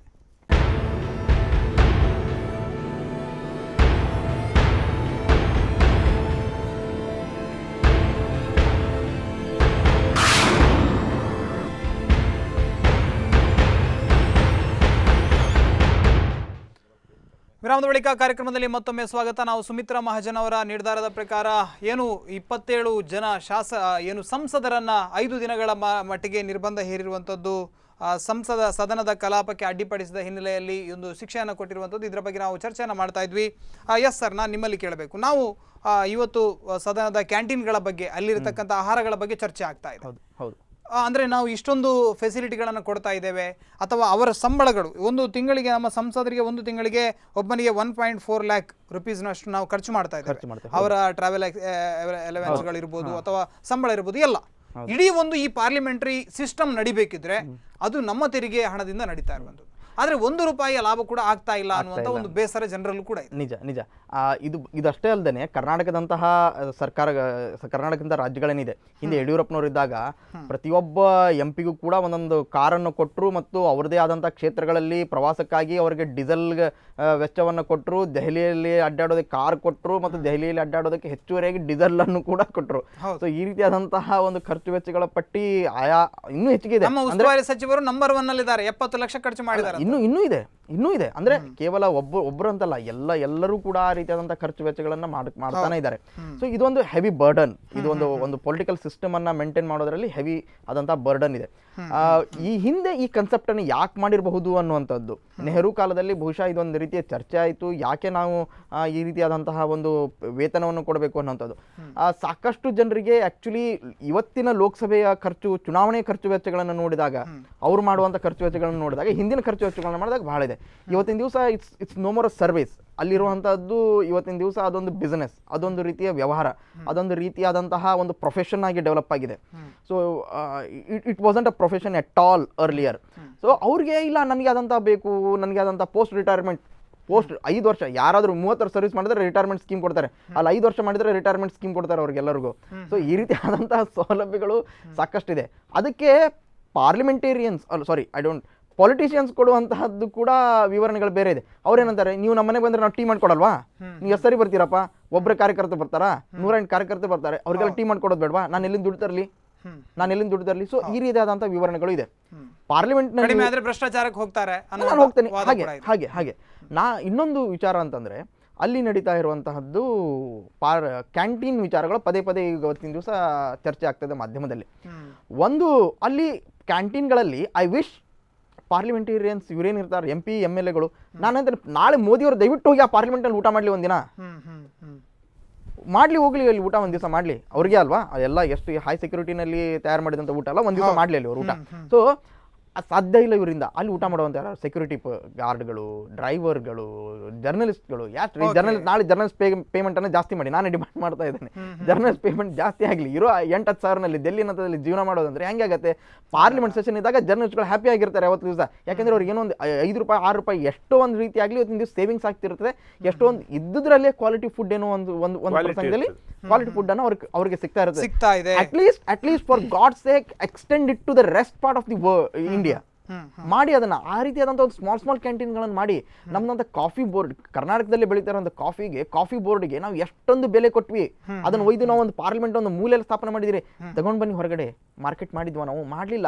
ಆ ರೀತಿಯಾದಂಥ ವಿಚಾರಗಳು ನಮ್ಮ ಪಾರ್ಲಿಮೆಂಟ್ನಲ್ಲಿ ಚರ್ಚೆಗಳು ಆಗೋದಿಲ್ಲ.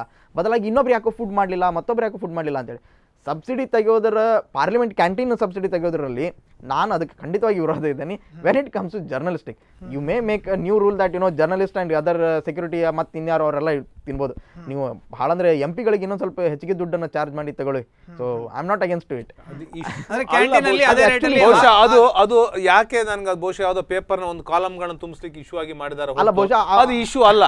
ಬಹುಶಃ ಒಂದು ಪಾರ್ಲಿಮೆಂಟ್ ಇಶ್ಯೂ ಅಲ್ಲ. ಆದ್ರೆ ಇವತ್ತು ಇಂಥ ವಿಚಾರಗಳಲ್ಲಿ ನೀವು ಕಚ್ಚಾಡ್ತಾ ಇದ್ದೀರಿ. ನಾಳೆ ಸಂಬಳ ಏರಿಸುವಂತ ಒಂದು ಪ್ರಸ್ತಾಪನೆ ಎದುರು ಬಂದ್ರೆ ಯಾವುದೇ ವಿರೋಧಗಳಿಲ್ಲದೆ ಏರು ಬಿಡುತ್ತದೆ ಅಷ್ಟಕ್ಕೆ ಸಂಬಳ. ಶ್ರೀಕಾಂತ್, ಇನ್ನೊಂದು ಮಾತು ನಾನು ಹೇಳ್ತೇನೆ. ಆ ದಿವಸದ ರಾಜ್ಯಸಭೆಯಲ್ಲೂ ನಡೀತಾ ಇಲ್ಲ. ಮೊನ್ನೆ ಕೂಡ ಕುರಿಯನ್ ಅವರು ಮುಂದೂಡಿದ್ರು ನಿನ್ನೆ. ಯಾಕಂದ್ರೆ ಅಲ್ಲಿ ಕೂಡ ಮೊನ್ನೆ ಸುಷ್ಮಾ ಸ್ವರಾಜ್ ಅವರು ಆನ್ಸರ್ ಮಾಡೋದಕ್ಕೆ ಎದ್ದು ನಿಂತಾಗ ಆನಂದ್ ಶರ್ಮಾ ಅವರು ಹೇಳ್ತಾರೆ, ಇಲ್ಲ ಮೋದಿ ಅವರೇ ಆನ್ಸರ್ ಮಾಡಬೇಕು ಇದಕ್ಕೆ. ನಿಜ. ಯಾಕೆ ಅಂತಂದ್ರೆ, ಈಗ ಕ್ಯಾಬಿನೆಟ್ ನಡೆಸುವಂತಹ ವ್ಯಕ್ತಿ ತನ್ನ ಕ್ಯಾಬಿನೆಟ್ ಕಲೀಗ್ ಬಗ್ಗೆ ಮಾಡಬೇಕಾಗತ್ತೆ. ನಿಮ್ಮ ಮೇಲೆ ಆರೋಪ ಇದೆ, ಇವತ್ತಿನ ದಿವಸ ನಿಮ್ಮ ಮೇಲೆ ಆರೋಪ ಇದೆ. ಒಂದು ವಿರೋಧ ಪಕ್ಷವಾಗಿ ಅವರ ಡಿಮಾಂಡ್ ಇದೆ, prime minister should answer. Opposition has every right to seek answer from the prime minister. Opposition has every right to prime minister should come to ರಾಜ್ಯಸಭೆಗಳಲ್ಲಿ ಎಲ್ಲಿ ಹೊಂದಾಣಿಕೆ ಇದೆ, ಎಲ್ಲಿ ಅವ್ರು ಹೇಳ್ತಾ ಇಲ್ಲ ರಾಜೀನಾಮೆ ಫಸ್ಟ್ ಚರ್ಚೆ ಆಮೇಲೆ. ಮೋದಿ ಅವರು ಇಲ್ಲಿವರೆಗೆ ರಾಜ್ಯಸಭೆಯನ್ನ ಅವಗಣನೆ ಮಾಡಿದ್ದಾರೆ. ರಾಜ್ಯಸಭೆಯಲ್ಲಿ ಕಾಂಗ್ರೆಸ್ ಹೇಳ್ತಾ ಇರುವಂತದ್ದು ಒಂದೇ ಮಾತು, ಮೋದಿ ಅವರು ಬರ್ಲಿ ರಾಜ್ಯಸಭೆಗೆ, ಮೋದಿ ಅವರು ಮಾತನಾಡ್ಲಿ ರಾಜ್ಯಸಭೆಯಲ್ಲಿ ಅಂತ ಹೇಳಿ. ನೀವು ಪ್ರತಿ ಸಾರಿನೂ ನೀವು ಸಾಕ್ಷಿ ತೋರಿಸಿ, ನೀವು ಎವಿಡೆನ್ಸ್ ಅನ್ನು ಮುಂದಿಡಿ ಅನ್ನುವಂಥದ್ದಲ್ಲ. ಮಾತನಾಡ್ಲಿ, ರಾಜ್ಯಸಭೆಯಲ್ಲಿ ನಿಂತು ಮಾತನಾಡ್ಲಿ ಅಲ್ಲ ಮೋದಿ ಹೊರಗಡೆ 1,000 ಜನರ ಮುಂದೆ ಮಾತಾಡೋದು, 1,00,000 ಜನರ ಮುಂದೆ ಮಾತಾಡೋದು. But when it comes to parliament, Modi ಇಲ್ಲಿವರೆಗೆ ಕೂಡ ಒಬ್ಬ ಸಕ್ಸಸ್ಫುಲ್ ಪಾರ್ಲಿಮೆಂಟೇರಿಯನ್ ಅಂತ ಅನ್ಸ್ಕೊಂಡಿಲ್ಲ. ಇದನ್ನ ದಯವಿಟ್ಟು ಮೋದಿ ಅವರು ಅರ್ಥ ಮಾಡ್ಕೋಬೇಕು. ಒಬ್ಬ ಪ್ರಧಾನಮಂತ್ರಿಯಾಗಿ ಎಲ್ಲರನ್ನೂ ಮುಂದೆ ತೆಗೆದುಕೊಂಡು ಹೋಗುವಂತಹ ಜವಾಬ್ದಾರಿ ಇದೆ. ಬಗ್ಗೆ ದೊಡ್ಡ ವಿಚಾರ ಇದ್ದಾಗ ಅವರು ಬಂದು ಮಾತಾಡಿದ್ದಾರೆ. ಒಂದು ಪ್ರಸಂಗದಲ್ಲಿ ಅಲ್ಲ, ಒಂದು ಪ್ರಸಂಗದಲ್ಲಿ ಅಲ್ಲ, ಅಲ್ಲ, ಅವ್ರು ಹೇಳಿದ್ದು ಬೇರೆ, ಒಂದು ಮಾತಾಡ್ಲಿಲ್ಲ ಅನ್ನೋದಕ್ಕಲ್ಲ, ಇಂಪ್ರೆಸ್ ಮಾಡ್ಲಿಕ್ಕೆ ಆಗ್ಲಿಲ್ಲ, ಪಾರ್ಲಿಮೆಂಟ್ ಅನ್ನ ಟುಗೆದರ್ ತಗೊಂಡು ಹೋಗ್ಲಿಕ್ಕೆ ಆಗ್ಬೇಕು, ಪಾರ್ಲಿಮೆಂಟ್ ನ ಕನ್ವಿನ್ಸ್ ಮಾಡ್ತಕ್ಕಂತ ಕೆಲಸ ಆಗ್ಬೇಕು. ಕೆಲಸ ಇಲ್ಲ. ಅದು ಆಗ್ಲಿಲ್ಲ ಅಂತ ಅವ್ರು ಹೇಳ್ತಾ ಇದ್ದಾರೆ. ಎಷ್ಟೊಂದು ಆರೋಪಗಳಿದ್ದಾಗ ಕೂಡ ಮನಮೋಹನ್ ಸಿಂಗ್ ಪಾರ್ಲಿಮೆಂಟ್ ನಲ್ಲಿ ಬಂದು ಕೂಡ್ತಿದ್ರು. ಎಷ್ಟೊಂದು ಗಂಭೀರವಾದ ರಾಜ್ಯಸಭೆಯಲ್ಲಿ ಬಿಜೆಪಿಯ ಸಂಖ್ಯಾಬಲ ಕಡಿಮೆ ಇದೆ ಅನ್ನುವ ಕಾರಣಕ್ಕಾಗಿ ಇದು ಆಗ್ತಾ ಇರ್ಬೋದಾ, ಹೇಗೆ? ಇಲ್ಲ, ಇದು ಒಂದು ರೀತಿಯಿಂದ ಟ್ರೆಂಡ್. ಬಿಕಾಸ್ ಯಾಕಂದ್ರೆ ರಾಜ್ಯಸಭೆಯ ನಂಬರಿಂಗ್ ಡಿಪೆಂಡ್ ಆಗುವಂಥದ್ದು ವಿಧಾನಸಭೆಗಳ ಬಲಾಬಲದ ಮೇಲೆ. ಅಲ್ಲಿ ಹೆಚ್ಚು ಕಮ್ಮಿ ಆದಂತಹ ಸಂದರ್ಭದಲ್ಲಿ ಇಲ್ಲೂ ಕೂಡ ಹೆಚ್ಚು ಕಡಿಮೆ ಆಗುತ್ತೆ. ಸೊ ಅಲ್ಲಿಗೆ 6 ವರ್ಷದ ಟರ್ಮ್ಗಳು, ಇದು ಇಲ್ಲಿ ಗವರ್ಮೆಂಟ್ ಚೇಂಜ್ ಆಗುವಂತದ್ದಕ್ಕೂ ಯಾವುದೂ ಸಂಬಂಧ ಇಲ್ಲ. So it's a matter of time. Every 2 years rotation ಹೌದು, ಮುಂದಿನ ಯಾವುದೋ ಒಂದು ಸಂದರ್ಭದಲ್ಲಿ ಬಿಜೆಪಿಗೆ ಕೆಲವೊಂದು 2-3 ಸೀಟ್ ಜಾಸ್ತಿ ಬರ್ಬೋದು, ಕಾಂಗ್ರೆಸ್ಗೆ 2-3 ಕಮ್ಮಿ ಆಗ್ಬೋದು. ಅದೆಲ್ಲ ಬೇರೆ. ಸೊ ಆ ವಿಚಾರಕ್ಕೂ ಇದಕ್ಕೂ ಹೋಲಿಕೆ ಮಾಡ್ಲಿಕ್ಕೆ ಆಗಲ್ಲ. ನಮ್ದು ಸಂಖ್ಯಾಬಲ ಕಮ್ಮಿ ಇದೆ ಇಲ್ಲಿ, ಅದಕ್ಕೆ ನೀವು ಗಲಾಟೆ ಜಾಸ್ತಿ ಮಾಡ್ತಾ ಇದ್ದೀರಿ ಅನ್ನೋಂಥದ್ದು.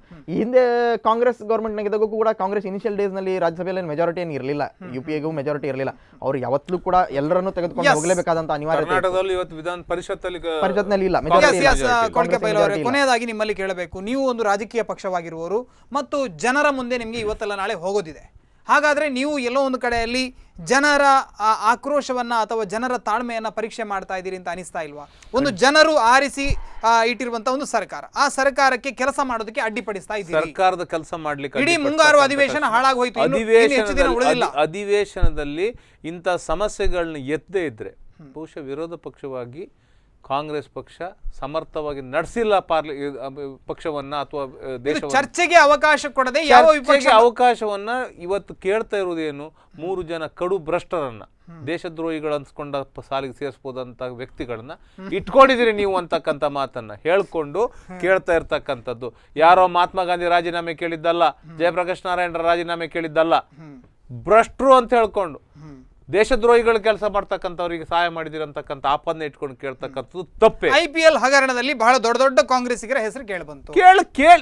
ನಾನು ಆಗ್ಲೇ ಹೇಳ್ತಾ ಇದ್ದೇನೆ ಮೊದಲಿಂದನು, ಲಲಿತ್ ಎವಿಡೆನ್ಸ್ ಇದ್ದದನ್ನ ಇವ್ರು ಮಾತಾಡ್ತಾರೆ, ಇವ್ರು ಒಂದೊಂದೇ ಬಿಡುದು, ಹೊರಗಡೆಯಿಂದ ಟ್ವೀಟ್ ಮಾಡಿಸ್ತಾರೆ, ಫೇಸ್ಬುಕ್ ಅಲ್ಲಿ ಬಿಡ್ತಾರೆ. ಎಲ್ಲಿದೆ ಸ್ವಾಮಿ ದಾಖಲಾತಿಗಳು ಇವ್ರ ಬಗ್ಗೆ? ದಾಖಲೆಗಳು ಇವರ ಸುತ್ತ ಕೋಟೆ ಅಂತ ಕಟ್ಟಲ್ಪಟ್ಟಿದೆ. ಅದನ್ನು ಓಡದವ್ರು ಹೊರಗೆ ಬರಲಿ, ತಾನು ಪರಿಶುದ್ಧತೆಯನ್ನು ತೋರಿಸ್ಕೊಳ್ಳಿ. ಅವರು ಆ ಪರಿಶುದ್ಧತೆಯನ್ನು ತೋರಿಸ್ಕೊಳ್ತಕ್ಕಂಥ ವ್ಯವಸ್ಥೆ ಅವರಲ್ಲಿಲ್ಲ. ಯಾಕೆ ಕೇಳಿದ್ರೆ ಎಲ್ಲಿ ಹೋದ್ರು ಒಂದು ಬಿಚ್ಚಿದ್ರು. ಕೊನೆಯದಾಗಿ ಏನ್ ಹೇಳಿಕೆ ಬಯಸ್ತೀರಿ? ಇದು ಈ ಒಂದು ಕಿತ್ತಾಟ ಇದೇ ರೀತಿ ಮುಂದುವರಿಯುತ್ತಾ ಅಥವಾ ಅಲ್ಲ, ಸುಗಮ ಪಕ್ಷ ಕಾಂಗ್ರೆಸ್ ಪಕ್ಷ ಜನರ ಮುಂದೆ, ದೇಶದ ಮುಂದೆ ಈ ಬಿಜೆಪಿ ಸರ್ಕಾರದ ಬಣ್ಣವನ್ನ ಬಯಲು ಮಾಡ್ತಕ್ಕಂಥ ಕೆಲಸವನ್ನ ಮಾಡ್ತಾ ಇದೆ. ಇಷ್ಟು ಮಾತ್ರ ನಾನು ಹೇಳಬಲ್ಲೆ. ಇದು ಸರಿ ತಪ್ಪುಗಳ ವಿಮರ್ಶೆಗಿಂತ ಹೆಚ್ಚು ಬಹುಶಃ ರೈಟ್ ಪ್ಲಾಟ್ಫಾರ್ಮ್ ಅಲ್ಲಿ ರಾಜೀನಾಮೆ ನಂತರ ಚರ್ಚೆ, ದೇಶದ ಜನರ ಎದುರು ಇವರ ಬಣ್ಣವನ್ನು ಬಿಚ್ಚಿಡ್ತಕ್ಕಂಥ ಕೆಲಸವನ್ನು ಸಮರ್ಥವಾಗಿ ಮಾಡ್ತಾ ಇದೆ. ಅದರ ಬಗ್ಗೆ ನನಗೆ ನನ್ನ ಪಕ್ಷದ ಬಗ್ಗೆ ಹೆಮ್ಮೆ ಇದೆ, ತೃಪ್ತಿ ಇದೆ. ಒಂದು ಮಾತು Srikanth, this is a time for the serious introspection. This is what I believe. So ಇದು ಯಾವುದೇ ಇರ್ರೆಸ್ಪೆಕ್ಟ್ ಆಫ್ ಪೊಲಿಟಿಕಲ್ ಪಾರ್ಟೀಸ್, ಅವರು as a ruling party, as a opposition party, how to behave ಅನ್ನೋದನ್ನ ಎರಡೂ ಪಕ್ಷಗಳು ಕೂಡಿ ಇವತ್ತು ವಿಚಾರ ಮಾಡಬೇಕಾದಂಥದ್ದು. It's a time for very serious introspection. Because KH Muniyappa ಅಂತಹ ಒಬ್ಬ ಸೀನಿಯರ್ 6-8 ಸಾರಿ ಆರಿಸುವುದಂತಹ ಒಬ್ಬ ಇವರು ಇವತ್ತು ಸಂಸದರು ಇವತ್ತಿನ ದಿವಸ ಸಸ್ಪೆಂಡ್ ಆಗ್ತಾರೆ ಅನ್ನುವಂಥದ್ದಂದ್ರೆ ಇದು ಒಂದು it's a matter of serious concern ಅನ್ನುವಂಥದ್ದು ನನಗನ್ಸುತ್ತೆ. ಸೊ ಹೀಗಾಗಿ as a political observer I must say that ಎಲ್ಲರೂ ಕೂಡ ಇವತ್ತು ಇಂಟ್ರಾಸ್ಪೆಕ್ಷನ್ ಮಾಡ್ಕೋಬೇಕು. Parliament is a wonderful forum, please use it properly. ಅಷ್ಟೇ ಮಾತ್ರ ಹೇಳ್ಬೋಲ್ಲ ನಾನು. ಎಸ್ ಧನ್ಯವಾದಗಳು. ಇಬ್ಬರಿಗೂ ಕೂಡ ಬಹಳಷ್ಟು ವಿಚಾರವನ್ನು ವ್ಯಕ್ತಪಡಿಸಿದ್ರಿ, ಧನ್ಯವಾದಗಳು. ವೀಕ್ಷಕರೇ, ನಾವು ಚರ್ಚೆಯನ್ನು ಮಾಡ್ತಾ ಇದ್ವಿ ಇವತ್ತು. ಏನು ಸುಮಿತ್ರಾ ಮಹಾಜನ್ ಅವರು, ಲೋಕಸಭೆಯ ಸ್ಪೀಕರ್, ಅವರು ತೆಗೆದುಕೊಂಡಂಥ ಒಂದು ಕಠಿಣವಾದ ನಿಲುವು ಏನಂದರೆ ಕಾಂಗ್ರೆಸ್ನ 27 ಸಂಸದರನ್ನು ಮುಂದಿನ 5 ದಿನಗಳ ಕಾಲ ಕಲಾಪಕ್ಕೆ ಬರಬಾರದು ಅನ್ನುವಂಥ ನಿಷೇಧವನ್ನು ಹೇರಿರುವಂಥದ್ದು. ಇದರ ಬಗ್ಗೆ ಚರ್ಚೆಯನ್ನು ಮಾಡ್ತಾ ಇದ್ವಿ. ಮುಂದಿನ ದಿನಗಳಲ್ಲಿ ಕಾಂಗ್ರೆಸ್ ತನ್ನ ಸಂಖ್ಯಾಬಲವನ್ನು ವೃದ್ಧಿಸಿಕೊಳ್ಳುತ್ತೆ, ಅಂದರೆ ವಿಪಕ್ಷಗಳನ್ನು ಒಗ್ಗೂಡಿಸಿಕೊಂಡು ಈ ಹೋರಾಟವನ್ನು ಮುಂದುವರಿಸುತ್ತಾ ಅಥವಾ ಎಲ್ಲೋ ಒಂದು ಕಡೆಯಲ್ಲಿ ಈ ಒಂದು ಏನು ನಿಷೇಧದ ತೂಗುಗತಿ ತಲೆ ಮೇಲೆ ತೂಗ್ತಾ ಇರುವಂಥ ಹಿನ್ನೆಲೆಯಲ್ಲಿ ಹೋರಾಟವನ್ನು ಕೈ ಬಿಡುತ್ತಾ ಅನ್ನೋದನ್ನು ಕಾದು ನೋಡಬೇಕಾಗಿದೆ. ಕಾರ್ಯಕ್ರಮ ಮುಗಿಸ್ತಾ ಇದ್ದೇನೆ. ನಿಮ್ಮನ್ನು ಸುದ್ದಿ ಮತ್ತು ಮನೋರಂಜನೆಗಾಗಿ ನೋಡ್ತಾ ಇರಿ ಸ್ಪಂದನ ವಾಹಿನಿ. ನಮಸ್ತೆ.